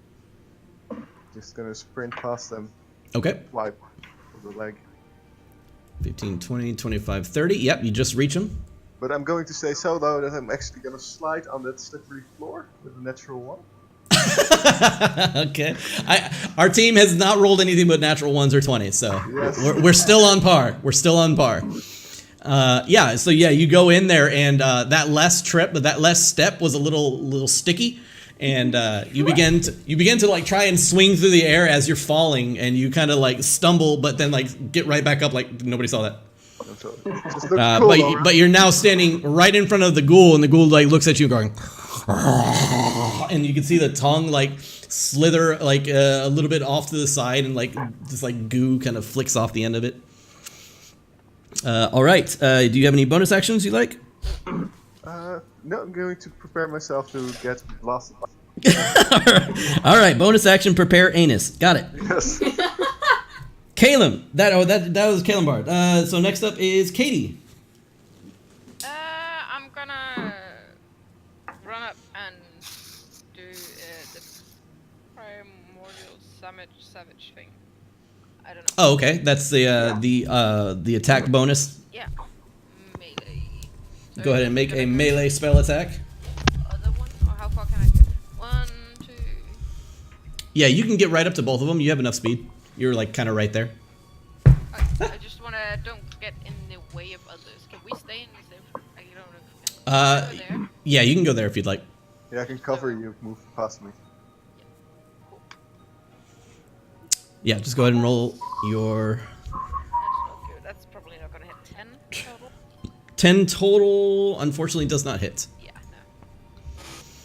no. All right, so yeah, go ahead and mark the spell off because it still goes off even though it's a miss. It's a cantrip. Oh, it's a cantrip. Just Yeah, kidding. I don't have any I forgot more, that wasn't a first level. I don't have any more first level spells. Yeah, no. I totally forgot that it wasn't first level. Okay, no, you're great. All right, so yeah, the swipe goes through, and I think really the only person that saw it was Kalimbar. But as you kind of go in, your like ferociousness like takes over. Your eyes kind of glaze over for a second, and as you go in for a hit, your fist kind of turns into a claw for a second. And Kalimbar, you can see this claw, like the nails elongate on her hand. And then she just continues just kind of sitting there as she misses the ghoul itself, kind of like ducks to the side. All right, that was Katie's turn. Next up is Cecilia. I dart out from behind the little nook that I'm standing in. Yep. Oh, Jesus. Really? Right now? Okay. And I would say that these two are now preoccupied with Oh, surely. They didn't even know you were there, first off. okay, so I'm gonna sneak attack with both my swords, and I'm gonna aim for their neck, or his neck. So Okay. like the first strike and the second strike for them. So go ahead and make the first strike. Sword. Okay, so 16 does hit, so your first hit is going to have sneak attack. So you go ahead and roll a 2d6, or 2, yeah, right? 2d6? Yeah. Yep. So, because the short sword is a 1d6, and then sneak attack's 1d6. Yes.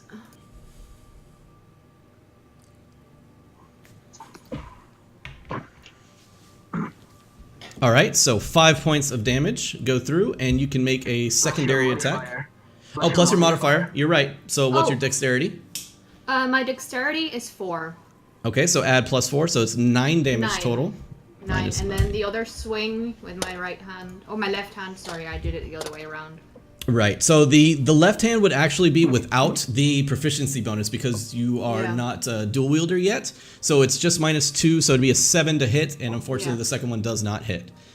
But so yeah, you see her kind of slide in there, and the other ghoul is completely preoccupied with the two people that just came running up, and instantly goes for a gash against the neck, leaving a large chunk of flesh just coming straight out from that slash. And would you like to do anything else? You still have like a tad bit of movement if you'd like. I'm gonna take a small step. Oh my god. If you take the step back, he will have the opportunity to attack. Yeah. Yes. You can walk around it if you'd like. Yeah, I'm gonna walk without around. taking that. Yeah, because I All want right. to give them the opportunity to also attack it. All right, excellent. So that will lead us up to Aelin. Yeah. I was prepping an ice knife, and I see. Yeah, ice knife probably not best. So I'll stop the ice knife, and I'll shoot the firebolt. All right, firebolt, go for it. Make a spell attack. That is a 19 to hit. 19 definitely hits. Which one are we hitting? The left or right one? The one next to the right one. Next to Now- Cecilia? Yeah, next to Cecilia. And Okay. I'll deal it 3 fire damage. 3 fire damage. Got it. Yes. And then Okay. I'll step down from the The staircase. Okay, cool. So yeah, you shoot this firebolt, and the firebolt just hits it right in the shoulder, and the shoulder like flies back, and you can see he's pissed off, throwing his tongue around and stuff. All right, next up is that was Aelin. Next up is Tempest. So while everyone was kind of in the next room, Tempest had been prodding this skeleton. Have you actually been prodding the skeleton? Please. Yes. All right, as you prod the skeleton. Dragon specifically told you not to. I love it. I love it. I mean, As- you have to make sure it was dead. True, Yeah. very true. As you prod the skeleton, it just rises from the ground right in front of you. I'll say you have enough time for whatever you want to do for the first round before this even happens to do something, as it's just sitting there. Like, it's getting up. I just look at it and go, ah, shit. I'll use my bonus action to rage, Okay. which no one can see, so it doesn't really matter how I describe it. Right Yeah. now. And I'll go for a hit with my great axe. Okay, go for it. Also, I'm not sure if that's for everyone, but your camera is still off. Yeah, I just turned it off.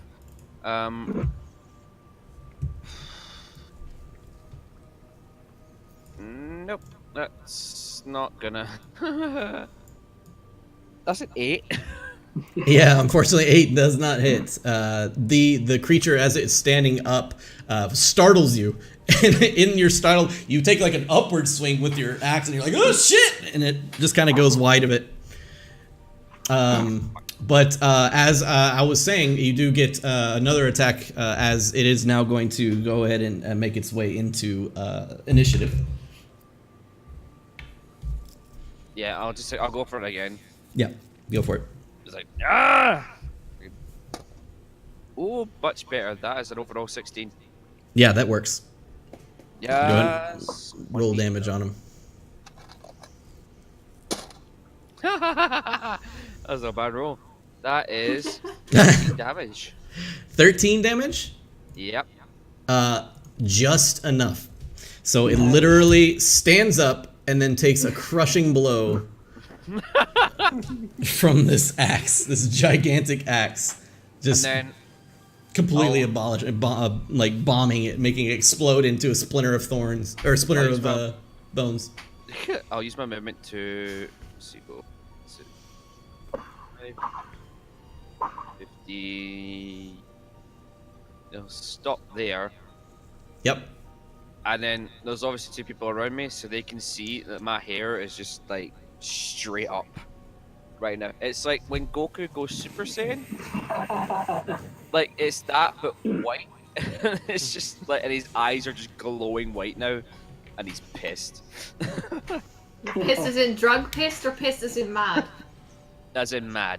Oh, he's Okay. mad. He's very Yeah, mad. listen, I get I'm Scottish and there needs to be a distinction, but come on. You gotta make sure, man. All right. This is still the sneak attack round, so even though you got a 5 Bax, you're still in front of the ghouls. Bax, what do you got? I hear the commotion in the room we just left, and Yeah. and Tempt is coming out, and I'm like, did you touch the thing? And then I run up the stairs. Do I have to count 5? Be 10, 5, 10, 15, 20, 25, 20. 30. You can literally get right there. Yep. And I will take a swing at it. Okay. Go for it. I know a thing, but maybe I do not know a thing as my character. Okay, I will do the 2-hand sword. 2-hand sword. Make that swing. Do you get extra damage against undead?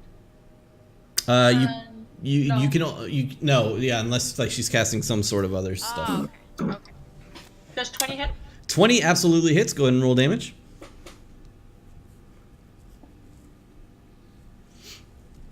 10 slashing damage. Very nice.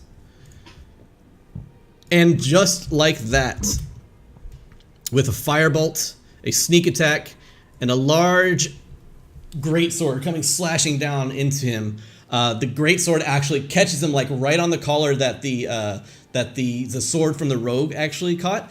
So it was easily passing any kind of bone, and it hits flesh and immediately just slices a diagonal cross against the chest, and the body kind of just slides off of itself and then slumps to the ground. I give her a nod, like And I yeah, don't know nice. if you would count this as a bonus action, but I kind of want to see what happens if I poke the torch into the other guy. Just kind of set him on fire. It would be your opposite hand in order to do that, but because you use 2 hands to swing, Yeah. I would say that you don't have that other hand available at this time. Okay. Okay, so back up to the top of the round. That will be skeleton's dead. Okay, top of the round would be Kalimbar again. So now I found my balance again. I'm going to take some swipes at this creature Go for it. in front of me. That's 20 to hit. 20 absolutely hits. That should work for 8 damage. Okay, so 8 damage. He takes his first bit of damage as the group kind of starts to surround them. And as he's tracking the movement around him, there's just this quick couple of jabs between his ribs. All right, that would be that. And then next up would be Katie again. Yeah. How does is flanking something everybody can do? Flanking is something everybody can do as long as you're on the opposite side of the creature within 5 feet. Well, I guess of the creature within 5 feet, you're flanking Then technically. if I move down there, it's flank, right? That's correct. You'd be flanking with Kalimbar. And then that does what again? You get advantage on your roll. Yay! Then I'll do that.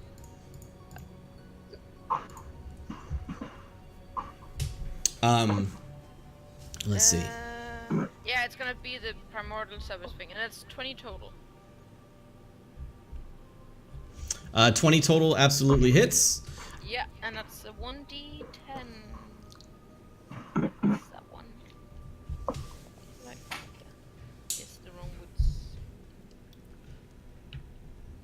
That's 6 damage. Okay, acid 6 acid damage. So, you make your way and squeeze your way around, doing a slice of damage. Again, your ferocity comes out and like claws come out of your hand as you go for a strike. But as soon as you enter this area, you all hear like a noise, and you notice that these small little openings within the walls begin to open, and I need Cecilia, Bax, Kalimbar, and Katie to all make Constitution saving throws Oh. as a green gas begins to fill the room. Fuck, where do I click again? Jesus. Constitution saving I'm throw. gonna use my inspiration because that's a natural one. All right, so yeah, you can re-roll again. Yeah. No, I just rolled a Constitution. That's not alright. Oh, that's still shit. Where do I click? What the hell? Constitution. What- It's right next to it on the right. Yeah, I was gonna It'll say saving throws. Oh, jeez, wow, I am blind. I'm sorry. There we go. Worse, nice. And both of them, yep, both of them not so good. I'm dead now. Okay, so the 4 people that I made roll, anybody that rolled a 10 or below, Yes. you are now poisoned Oh, I'm sorry. until the start of your next turn. Oh, okay. So the gas itself just kind of settles down in the ground. It was more of like a spray of gas, and then it kind of just fell to the ground. All right, yeah, Reggie, nice. So it's just me. It is literally just you. But again, poisoning is not that bad. It's not like a terrible effect. It basically makes it to where you have a disadvantage on any attack. It's not that bad. It's just. Yeah. So, It's not that bad. I mean, you... until the end of your next turn, so you're fine. Oh, okay. Mhm. So it's just one attack. Anyways, but yeah, this green gas fills the room and then immediately dissipates. The creature itself doesn't seem to be affected whatsoever. Okay. Did you come? I forgot how much damage it did. 0 damage. I think it was 6 damage. Oh, you did. Yes, I did the Yeah. damage to the creature. Yes. Good, good, good. The creature is looking kind of injured right now. Kinda injured. So that was that. Katie. So next up is Cecilia. I say, what the fuck? And I go and take a swipe at the one that's still standing. And by swipe, I mean I'm gonna attack him. Sure, go for it. Alright.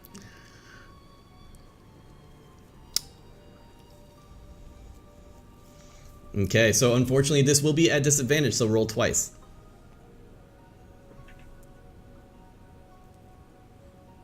Very nice. All right.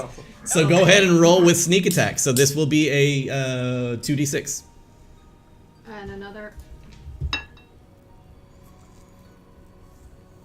Big damage. All right. So the sneak attack does not get the No, it bonus. does the modifier added to it. Hold on, I just rolled 2, so just a Yep. 2 added to it. No so problem. It's 9. So it's 9 total damage. And in that moment, you're coughing and spattering all over the place as you're trying to get this poison out of you. And suddenly you're just like, fuck this, and make an attack. Jump over the corpse of the ghoul in front of you. And as you do, just kind of take a downward swing into the throat or neck of this creature and bring him down to the ground as it gurgles and spatters and like spasms on the ground for a second before losing all consciousness and is dead. The dragon Elenast comes around the corner. That thing's gone. Poison gets set. This is the last door. This is the last door. What do you mean by poison gas set? Does that mean it doesn't happen again, or that it will happen? No, again? you set off. It's over. Okay, good. No more poison. It's not gonna happen again. This is the last door. Is it locked? What's the noise? Passages over here around us? This door is locked.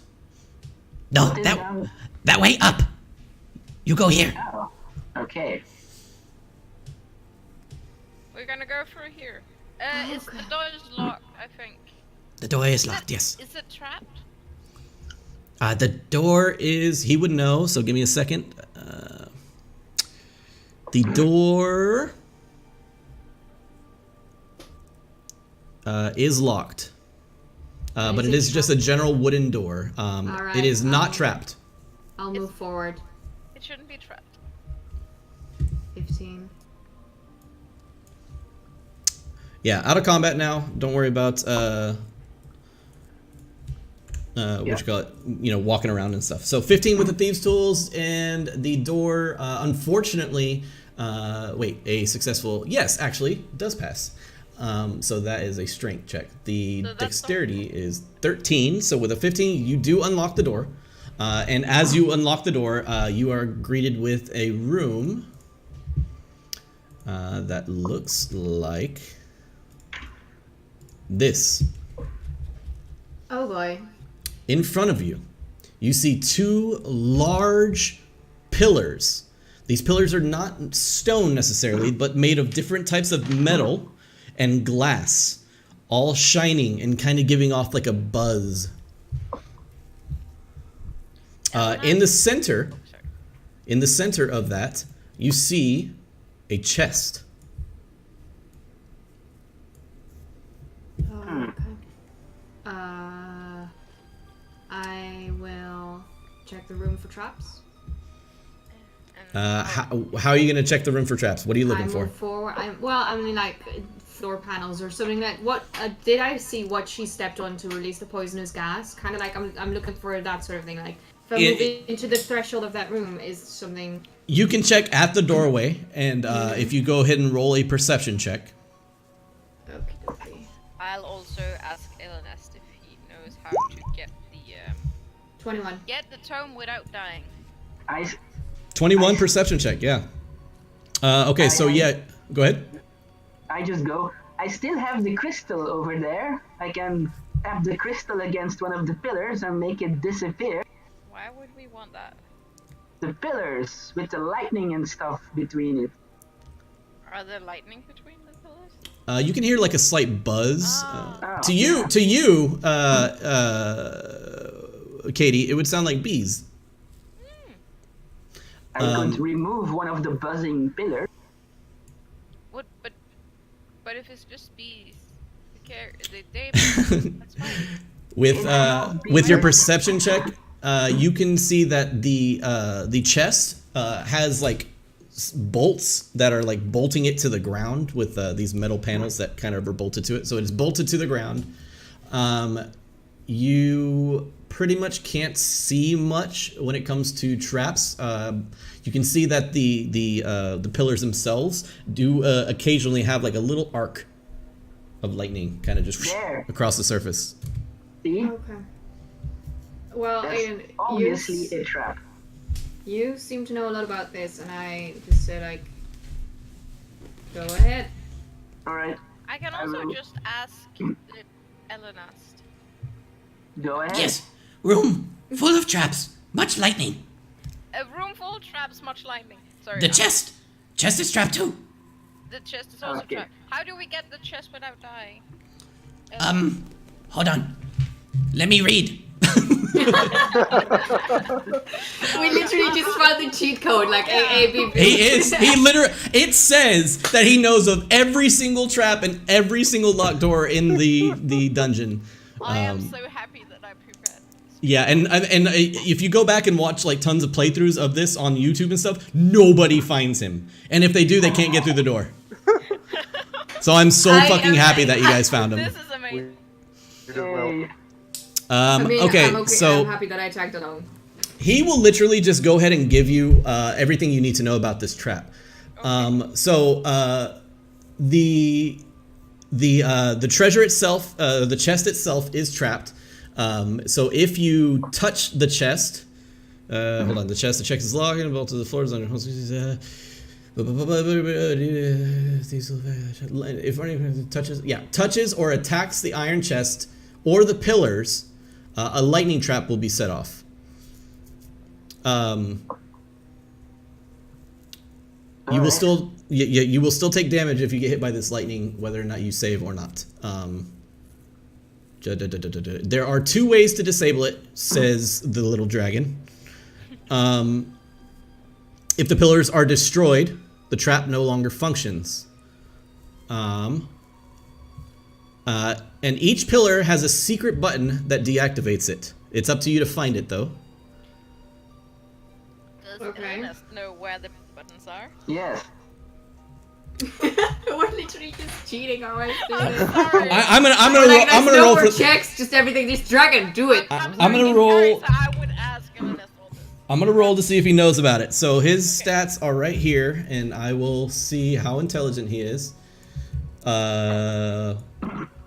He might. He rolled a freaking natural 14, so Pseudo dragon intelligence, unfortunately, is +0. So 14. He would say that he knows there's somewhere maybe behind it.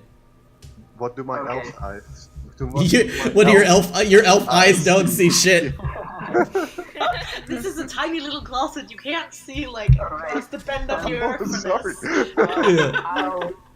I'll pop out Larry out of my sleeve, and then I'll send him in, and I'll say, "Go look for the buttons, but don't touch the pillar." And Okay? don't attack anything. Yes, don't touch anything but the floor.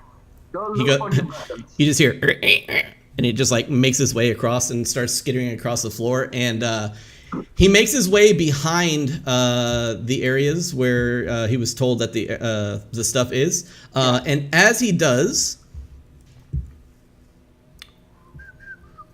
still getting used to roll 20 again. Sorry guys, I Yeah, would be no a ton problem. faster. So this is what your lizard eyes see.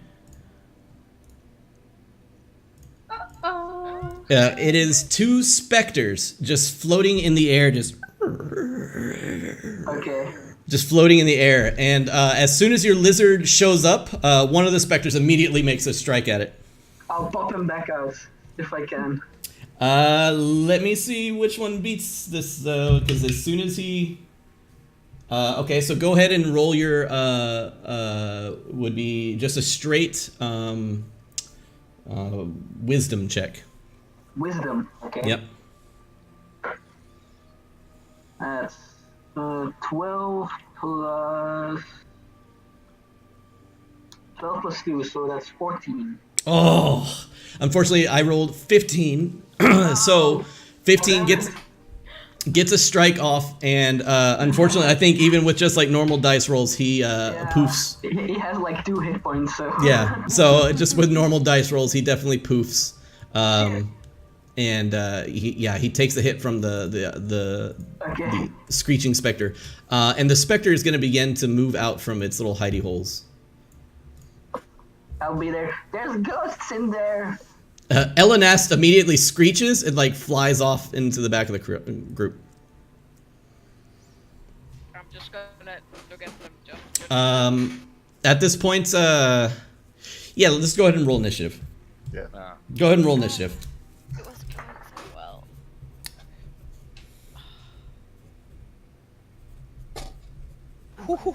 It's much better.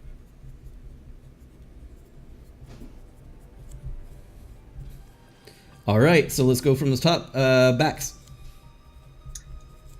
Where did it go now? There we go. 14. 14. Cecilia. 18. Aelin. 10. Tempest. 21. Damn. Caleb. 20. Ooh, 20. we're rolling well. Katie. 9. Never mind. 9. All right, and I will go ahead and roll for these guys, and they have. Boom. This goes gone. This is now a spec. Can I just comment on that we still haven't got a physical description of either Mousley or... Mm-hmm, you sure haven't. True. Or me. Yeah. Yeah. Yeah. All right. It's okay. On this adventure, like, I don't know. She stayed in the dark like this whole time. You have a hard time. The shadows. All right. So that is plus. It's really 2, hard because I really like 14. smiling, and I'm like, Cecilia is just like, fucking hate everyone. Please, you're all in my way. I want to do this alone. And meanwhile, I'm just like, I like this game. Tempest, you are up first, sir. Yeah. Well, my first rage had already ended by this point. Yeah, it would have. So yeah, only a couple of people would have seen me go Super Saiyan. So I'll move. Moving through them is going to cost me movement. 10, 20, 30. Yeah, you can get. No, I'm sorry. 10. What am I saying? 10, 15, 20. You could reach the first specter if you'd like, I'll and go then there. make it halfway to the other one. But here. Yep. Yeah, there. Yep. I'll go there. I will use my rage again, Okay. which is a bonus action. Lovely. And then I will go ahead and just try to hit it. All right, go for it. Alright. again. 6, 5. Ooh, 15. 15 definitely hits. Yes! D12. Roll that beautiful rage damage. No. Oh, yeah, plus 2 for that Plus as well. 2. Mm-hmm. So 1d12 plus 5. 11 for all then. All right, 11 points of damage. And Six. you notice that as you like go in for all your strength, you seem to pass through it a lot easier than what you thought you would have. Shit. That was 11 damage, so all right. So yeah, you pass through and your axe actually hits the ground really hard, and you're like, "Rrr." I turned back. But you can see the specter kind of goes, "Rrr," and then comes back to where it was. I just turned back and I screamed like, I can still hurt it, but it has not got a lot of meat on its bones. All right, so Tempest's turn. Caleb. I'll raise my blade to my mouth and whisper to it, Lady Goldheart, bless my blade. Forward to check up on my Tempest friend over there. Keep an eye on Alright, so him. 15, 20, 25, 30. You can get right below Tempest. Right, Tempest. That seems nice. And I'll guard his back if the other spectre starts moving my way. Keep Okay. an eye on. You can still make an attack towards that specter. It's still in a diagonal spot to you. Oh, cool. Then I'm just going to do that. Why shan't we? 23 to hit. Woof, yeah, man. For 6 slashing damage. 6 slashing damage. Okay, so as you do, again, the blade passes through it, but it still kind of reels back from pain. Alright, so 6 damage. Alright, cool. That will be it for you. Next up is Bax. Can I be in the same spot as DJ? You cannot be within a spot that another character is in, So I unfortunately. can move through, but I cannot be in the same one. Exactly. Okay, then I would move 5, 10, and then 20, 25, 30, Yep. and hold an action. Or no, I can actually reach it because it's diagonal. Yep. Diagonal. Yep, you can reach right around that pillar and smack it. I am gonna my shield up and just hit it with one hand and be very careful not Right. the pillar. Go for it. Roll that one-handed damage. 20, absolutely. Go ahead and roll damage now. With 5 slashing, again, it takes the hit, but the strike seems to go through it a little bit. It reels back from the hit and then kind of just floats back towards you. Okay. All right. That's what I can do. Next up is the specter that is facing Tempest. It is going to make a strike at you. That's alright. And it will... Yeah, it's just going to take an attack at you. Whoa, shit! My dice! And it's gone. Yes, good, my plan is. So that is a 15 to hit. That is just my AC, yeah. Okay. So with that 15, it is going to do...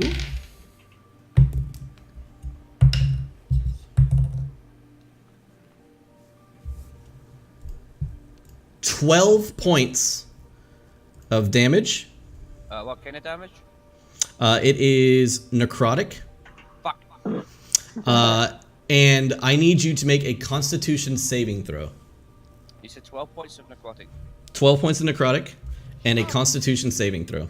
Jesus. No. Oh, that's not a good. I'm looking at my HP right now. That's not good. Con 5. Ah, fuck, that's a 9. 9, unfortunately, just under what you needed. So what happens is your hit point total is actually reduced by that 12 damage that you just took. So you're at max HP right now, but your HP is 3. Shit. For how long? Who knows? So you all see this creature strike out towards Tempest, and instead of like a regular like slash and then like ow, it actually like passes through Tempest and then grows in size for a second as it comes out of it, and the energy kind of flows behind it as it comes back out, and Tempest just immediately kind of hunches over in just life force being drained out. I'd like to say he does stand back up and he's like, "It's okay, guys, I can take it. Yeah, absolutely. Stand back up. Got this." You're bleeding looks from bad. your eyes. Yeah. Oh yeah. Your eyes are bleeding. His eyes are bleeding, but it's just a blinding white light coming out of them. Yeah, that's true. Yeah, like you can see like a blinding white light just coming out. All right. Sorry. But next up is Aelin. Alright. I don't like these things, so I'm just going to use the crystal, okay? And I'm the crystal, and I'm going to with my mage hands touch the specter. Which one? The lower one. I'm Okay. going to pop. So you take your mage hand as it floats over, like right past Bax and the pillar, like having to like, excuse me. Just squeeze through and just boink. And in the forehead of the So specter. as the mage hand is approaching, it has the like crystal like kind of pointed like right at the creature, and the creature like, of course, spectral hair flowing in the wind. It goes like reaches out for it and immediately touches the crystal and disappears. Excellent. The fuck? Those And then- crazy crystals. And then I'm just gonna step back a few. Okay. And there we go.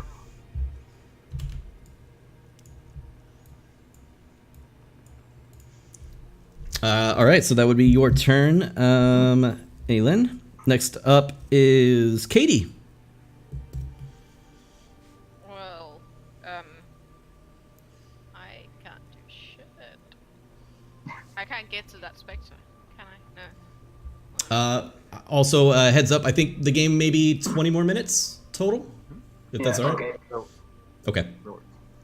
I can't get to that spectre, can I? From your position, it would be very difficult. So 10, 15, 20, 30, yeah, you would get up to the doorway, and that's about all you can go. Yeah. I guess I'm just gonna go. I can't. Oh, just there. I'm just gonna stay there Okay. and hold primordial savage. Right, if it gets in action your if somebody face. if something, yeah. Sure, no problem. All right. Katie. See, Celia, your turn. I'm gonna take one step forward and hold my attack as well. Okay, Like, perfect. I can't really. Oh no, actually, I don't want to block. If anyone was gonna dash away, I don't want to block the way, so I'm not gonna move forward. I'm gonna leave the path clear. But that's this down there below. Oh, you're right. That could also be like right here, right? Like this. I can't. Oh yeah. Yeah. Okay. No, but then I am because I don't want to block someone's escape. I'm not that cruel. Just stay back, let him feed on you. Or All right. So, holding your action, the specter that was teleported away 10, 20, 30, 35, 40. And it's back. Ah. It emerges from the wall beside you. It got teleported somewhere, but it can go through walls. And knowing this area, it immediately comes back, and with that movement, it's going to try and attack Bax. Swatcher doesn't take your HP all the way down. Yeah. Gotta She hit does- first, though. You have your shield up, right? Oh, that's a natural 20. No. Ah, damn it. No. Oh no, that's bad. See, that's what That's you real bad. You tempted the dice. Don't Hey, ever say can you're she gonna hit. use That's can she so use her dangerous. inspiration against that? No, unfortunately not. It's only rolls for her. It only if I have to do a save I can set that. Oh yeah, you have to. I probably So should've used that when- Oh yeah. yeah, you can use it for the save if you'd like, if you I- survive I this. probably would like to. What? What is? Okay, so it is Well, if it does. 4 points of damage. I rolled extremely low, but it's crit, so it'd be 4. Whoop. I'm scared to roll more. Just don't do it. Okay, it's not bad. It's not bad. It's not bad. It's 13 points of necrotic damage. And No. Yeah. and I have the restless Okay. spirit, Yo, yeah. which means that when I reduce to 0 hit points, I'm not killed outright. I just to 1 hit point instead. Nice. Amazing. Holy shit. I keep forgetting you're a half orc. I need you to make a Constitution saving throw. I would like to do it with my advantage. Or can you decide after you rolled it? You can decide after you roll. Yeah. So you can. Okay, You can so I can roll it. Yeah, roll it. Then if you don't like it, decide that you want to roll a D8 I would like or to do another. one more card. Okay, go for it. Why did I you would take know? that 16. Oof. So with a 16, you feel the force go into you, and everybody else sees this force immediately go into her, and she just drops to the ground like a sack of potatoes. But immediately, just like you hear, and she places her hand on the ground with like her fist, and she pushes off of her fist and like stands back up with a gritting face, and you can see her tusks kind of coming through at this point, and she's breathing heavily. But the specter's kind of just like floating there, kind of looking confused. You just hear Tempest go, ah, ha, ha, ha, ha. That is awesome! Wow, half orc for the fucking win.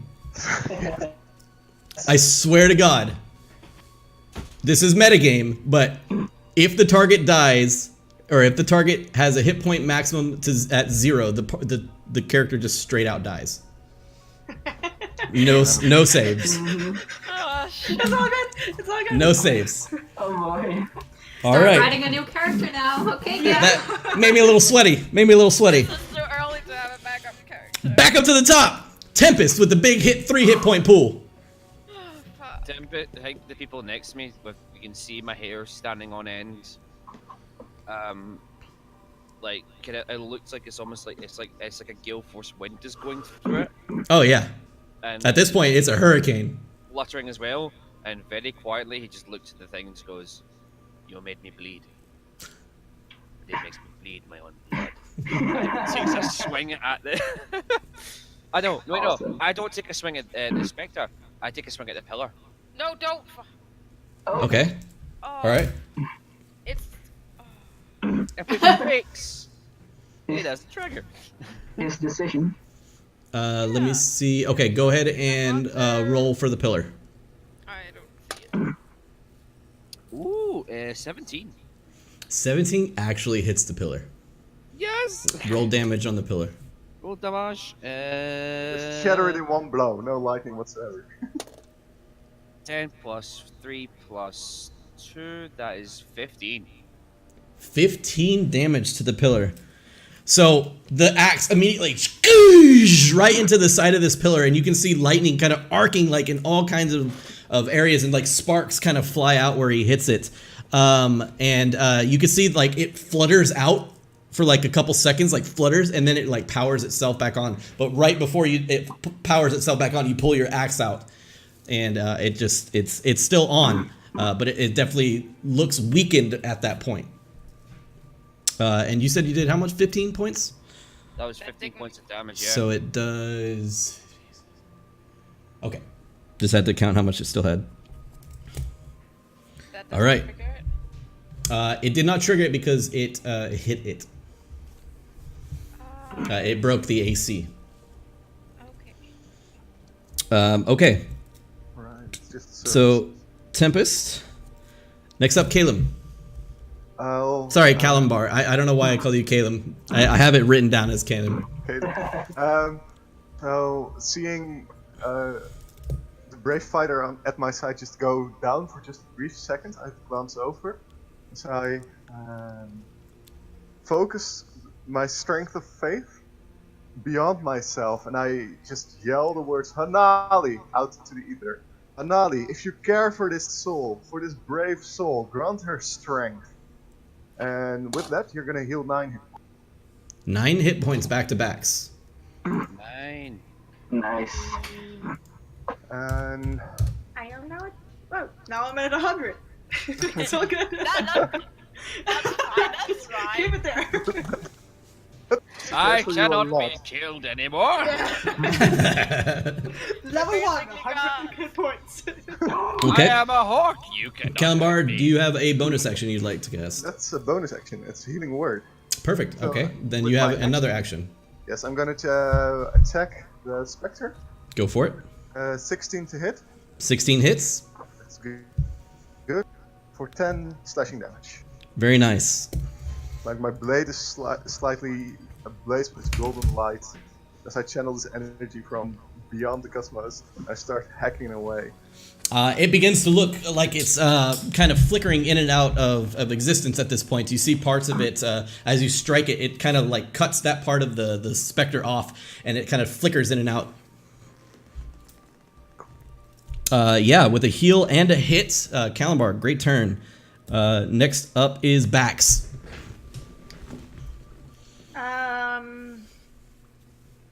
I got healed. I don't have to run. Cool. I was actually just in the player's handbook looking up the disengage action just to go. It's cool. Now I don't need to use it. Go for it. I'm gonna take a swing at it with my Yes, screw this guy up.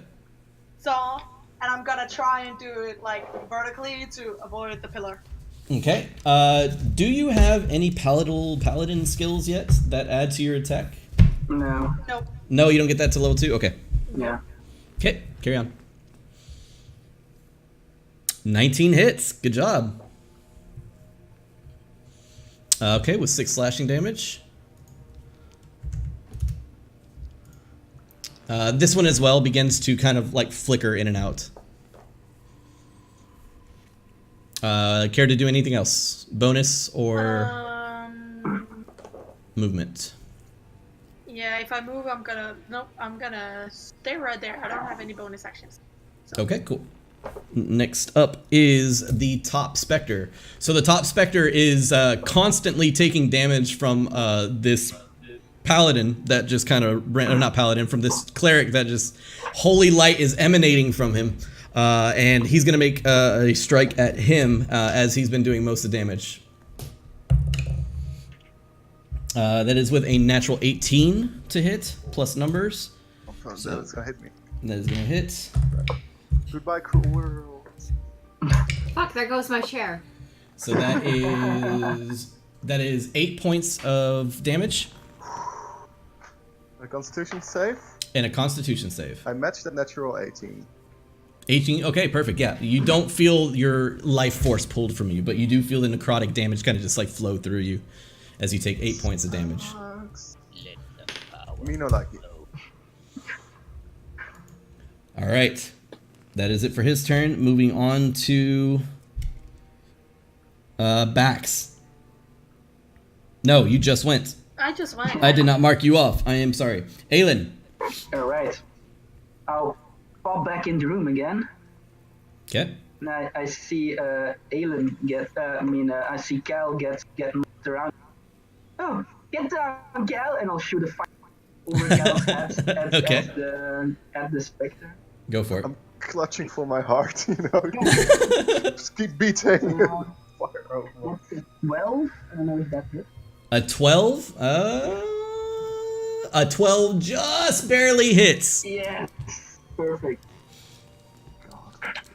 And that's 10 fire damage. Yeah. Oh, shit. And with that 10 fire damage, because it is fire, the Spectre immediately, and then just a spray of ectoplasm sprays against the wall as a big char marks a little bit of the wall, but ectoplasm covers part of it. Tempest, you get a little bit on your face. Pisses you off even more. He doesn't even wipe it off. He's too angry right now. Oh yeah, pisses you off even more. That worked. Step back again. Yeah, he's gonzo. All right. That was Aylin's turn. Next up is Katie. Yeah, I'm gonna sprint and just leap protectively in front of the giant havoc. Okay. We'll say 5, 10, 20, 25. You can get there if you sprint. Wait, then do I get an attack still? You would not be able to get an attack as it's a little bit too I thought far. I counted it to be 31. It would be 5, 10, 15, 20, 34. 25, 30, 35, 40 to get to that point. But I think it's because she wants to go. Can I draw this? diagonally. Diagonally. You can go Can't diagonal. around the corner. You can't. There, that corner is literally like kind of blocking you. So to get there, you would have to go through that square. So I cannot get to attack that thing. Why Yeah. am I so far away from everything?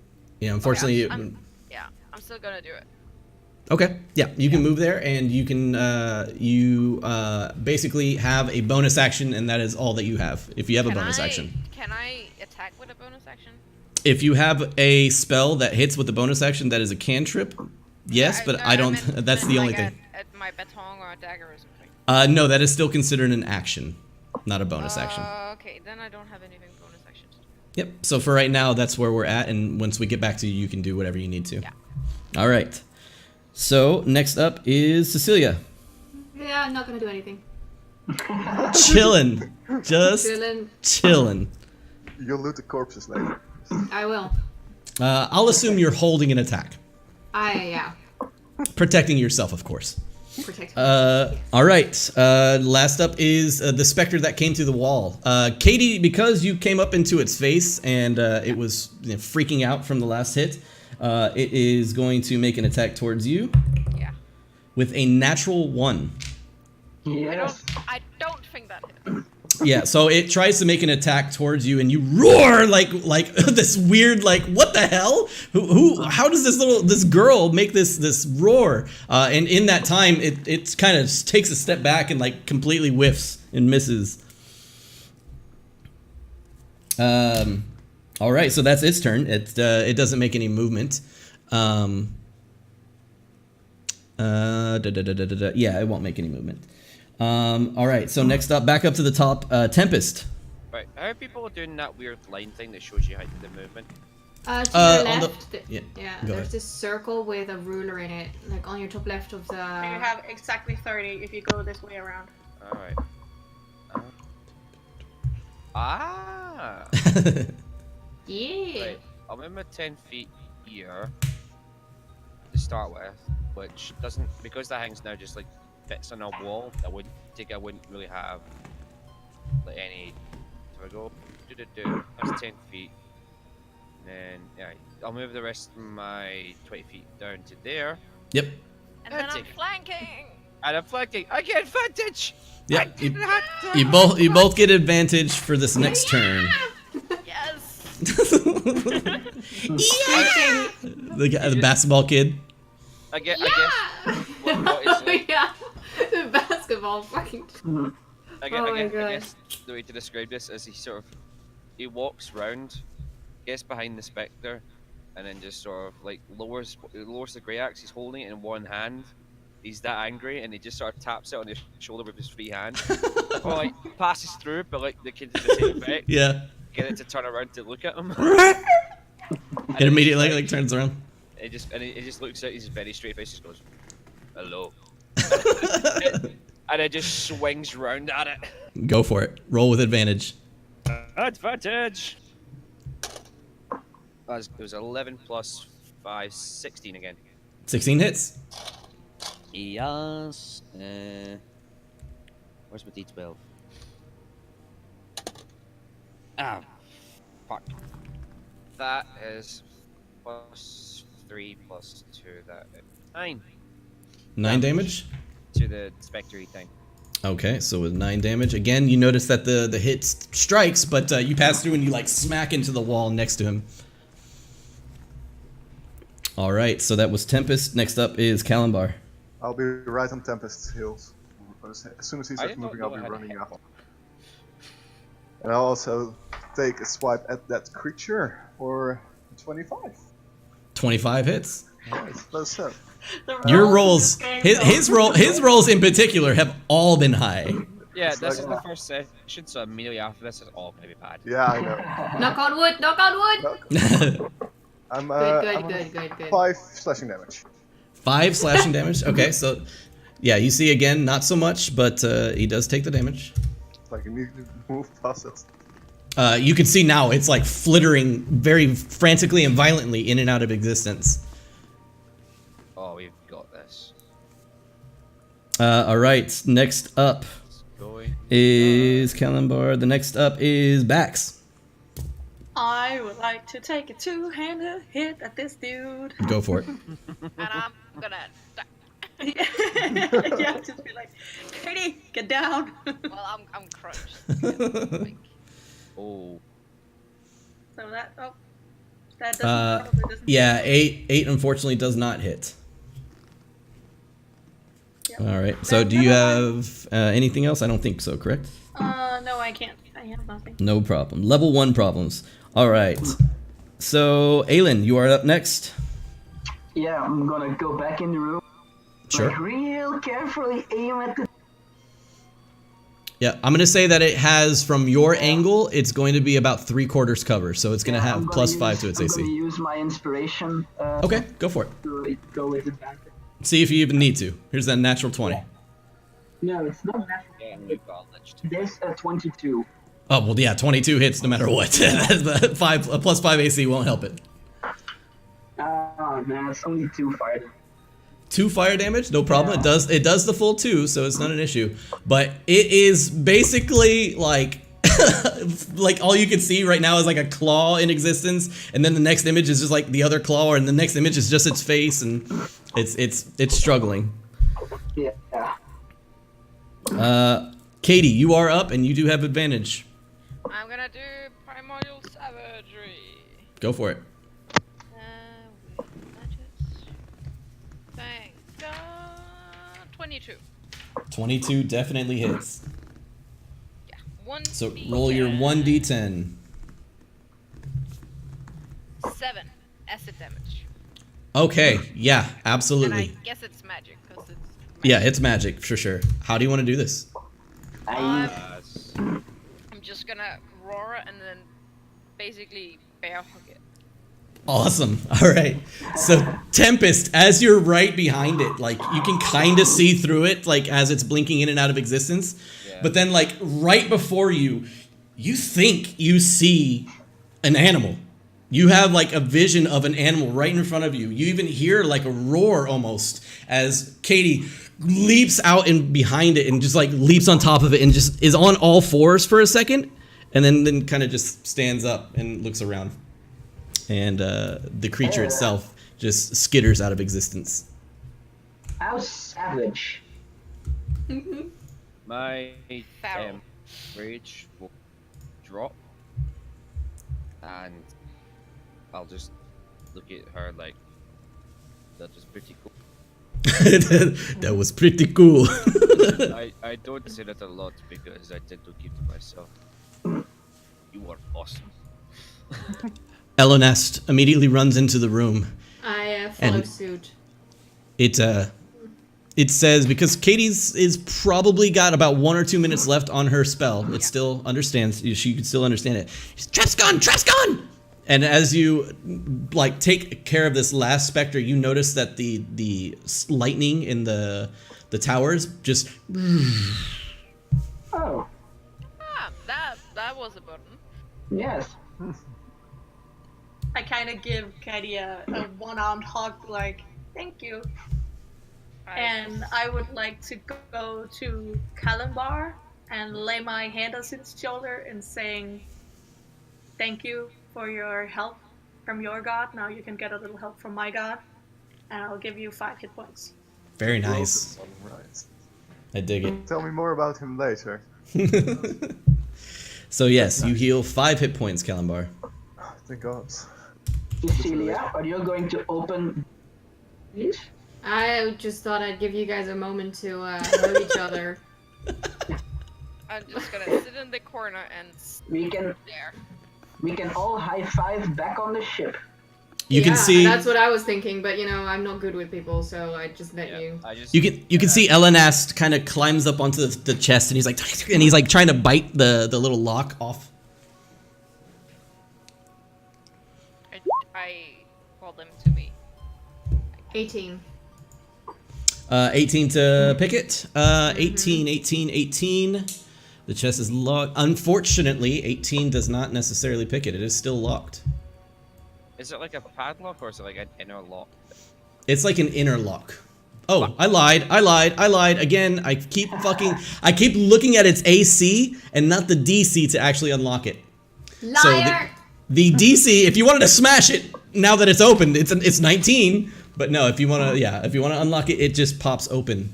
Okay, before you even say what's in it, if there's anything that's remotely interesting to me, as you know, I'm gonna swipe it. Okay, give me a second. Let me check. Oh God. Well, this is okay. Hold on. Let me. I'm gonna private message you with what's inside. Okay. And you are going to tell me if you can or want to try to steal some of this. Sorry, guys. Right Under all behind our her. eyes. Everyone's looking at you. We're all behind her. I know, but I'm pretty quick. She's just like covering it with her. You can attempt her to. cloak. She might just kind of sneak a little peek before happening. But I will tell you what's in it. Okay. Actually, I just copy paste. So in like 5 minutes, I really need that. Yeah, I apologize. This is gonna be the end. And we've still Alright. got a lich to fight. Oh! Wait, did you only get literally one message or no, one number? Yeah, we got the Fuck! It's all in the general. Everybody, turn your eyes off. I didn't see anything. If possible. Okay, shut up. Out of game. That's what happens. So, Mouse, you see all this stuff. What do you want to do? If possible, and if the bag of coin is like closest to me, like not if I gotta reach far into the chest, I'm not gonna. It's a matter of your skill. It's a matter of your skill. If you'd like to attempt to, go for it. Get the gold. You can certainly try. Awesome. What do you want me to roll? A sleight of hand. Oh no, it's 2! I rolled up an 18. With everybody's passive perception, you can see she opens the chest and begins to reach into it, and she pulls out a large sack of coin and shakes it around. Look at that, guys! We got gold. Excellent. And there's more. There's scrolls. Scrolls? That's handy. Here, you want the scrolls? Anyone want a scroll? I'll keep this. I would love scrolls. So you find 200 gold pieces inside of a large pouch. You find 3 spell scrolls containing 3 spells that you can later find out what they are. And you do find Zaldara's spellbook, which is bound in humanoid skin. Let's get out of this place. Who's gonna keep the stuff?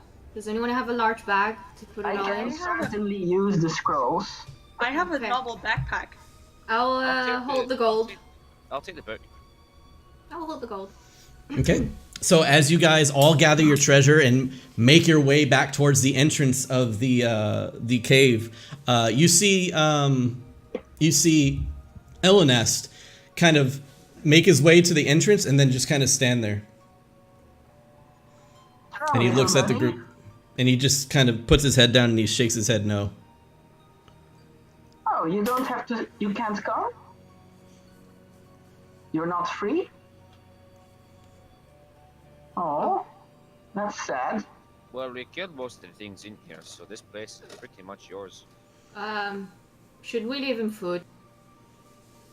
He's a familiar. He doesn't really. Yeah, he takes his hand and he kind of holds it up and he shakes his head and Okay, well then, bye. and he kind of takes his palm. Do you? Well, I little just- friend, I hope you have a good rest of your life. As you enter, as you are kind of near the entrance, you start hearing, "Come on, get over here now!" Oh, right. I'm see gonna ya. quickly kneel down to him and say, if you ever get free, find the Dragonfly Bakery and Waterdeep, and they'll take care of you. It looks at you like, And yeah, and say goodbye. okay. My little squeaky thing. So as you all make your way out towards the entrance of the cavern, again the waves are bashing against the boat. You can see that oh boy, what's his name? Yeah, it's you see Calbrax. You can see him still holding his hand against the wall, and he says, "Come now, come on, get to the boat." Get to the chopper. Yeah. I ran And- to the boat. As you guys sprint out towards the ship, he screams, "Gather now! Gather round! Hold each other's hands!" Okay. I'll grab Cecilia's hand and Tempest's, I suppose.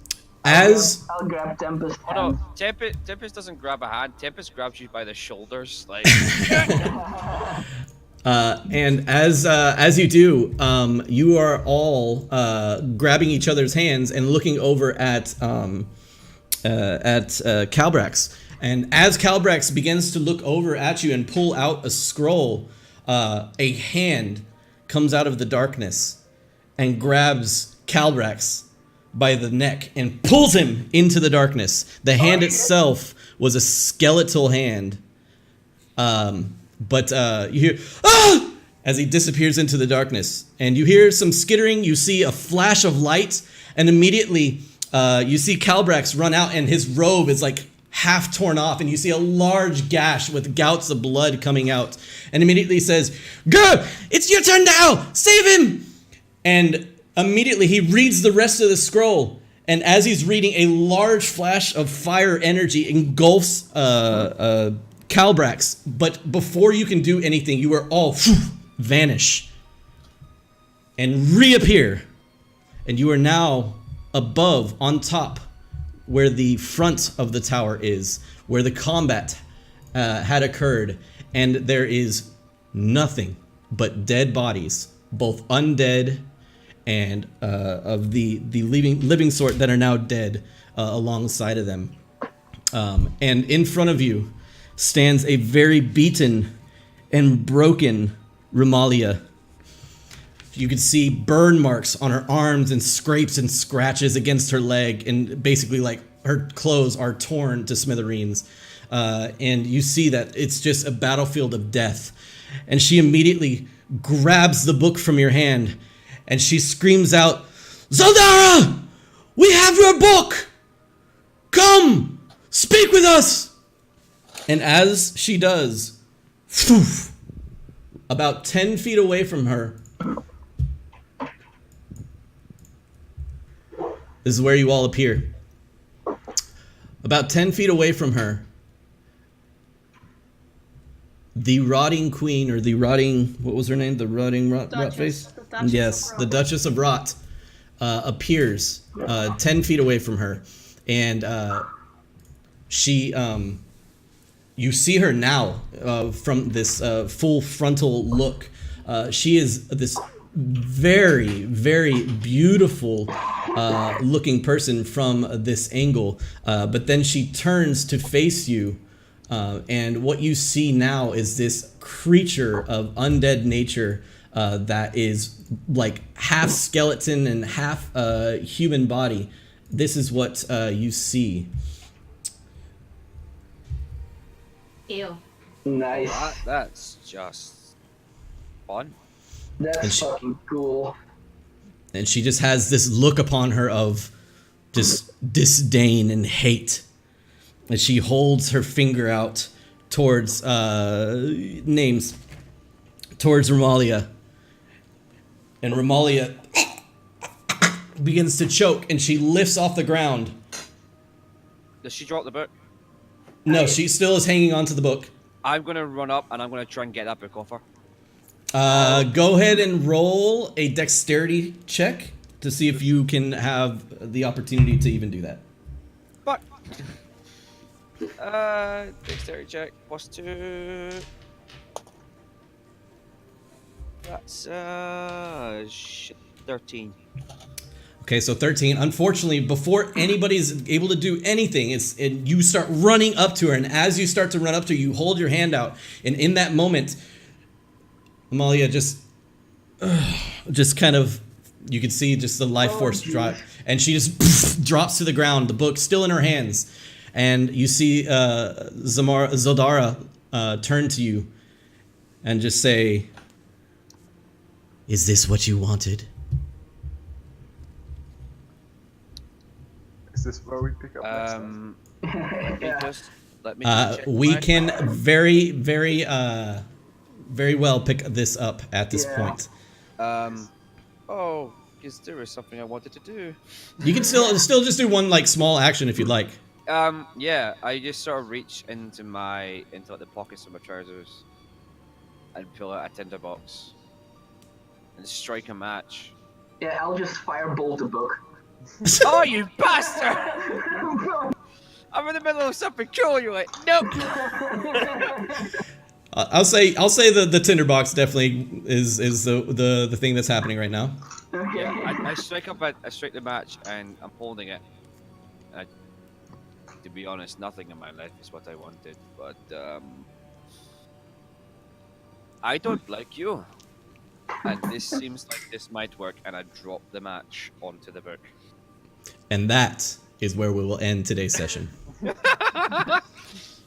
Alright. Thank you very much, guys. I really Hey. enjoyed it, so I'll Yeah, sorry for keeping you so late. I was trying to kind of rush through it, so. No, it's cool, it's cool. It was fun. Well, I hope you guys enjoyed your first test run of our campaign. You know, we try to put some work into it to see if we could run through it pretty smooth. I think it went pretty well for the most part. Not remembering names is like my calling card, so that's gonna happen constantly throughout the campaign. But you guys all did great. Proud of you guys. That was very well role played, and we live. wow, holy shit, some close calls. Good job, Holy guys. shit. You beat them. Yeah. You beat that. Mousy, next time we're gonna get that description though.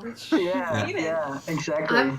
I was so like, I was thinking like, oh, that's 7 days on the sea, you know. Someone's gonna walk up to me and be like, hey, what's up with you? And Now we can like see in the her. tavern, no one's like, I'm like, okay, I ain't gonna say anything. On the sea, no one's gonna say it. In the cavern where we're like waiting for the door, no one's saying anything. And I'm like, oh, We can see her. Yeah, you can definitely still Not like see she's her. invisible. yeah. Yeah, that's true. If you want to quickly describe what you Yeah, look what like, does she that look like? would be I'm just- a half elf female. That's very quick. Yeah. that is okay. She's a half elf female, completely naked though. Yeah, Works for me. That that's how she sneaks away everywhere. Yeah. She just leaves her clothes behind. Yep. She doesn't sneak away. She just sort of runs out naked. Everyone's like, "Oh God!" Like covering her. They're all, no! And then they're like, "Where'd she go?" All right. Yeah. So that's it for today's session. I appreciate it, guys, and hopefully everybody can make it for next week's session on Sunday. I would assume that we might be rolling back to 8. I'm not gonna be able to make it because I'll be in Norway with my boyfriend. Right. We talked about it. So yeah. So we're just gonna be missing 1 again. So it'll be 6. So you won't get a description then either. Oh man.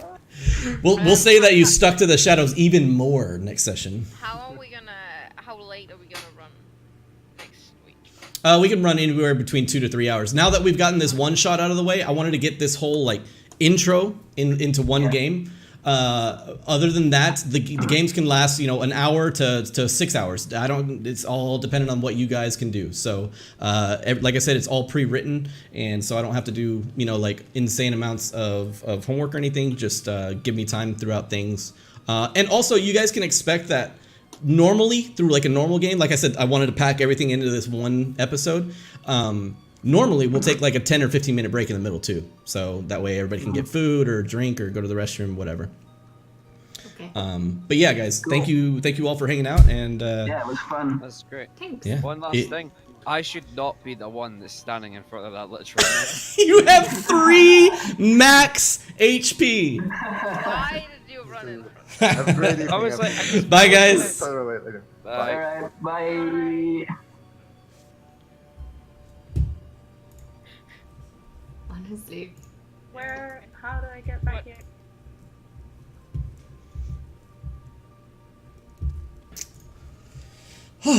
All right, not bad for a first episode.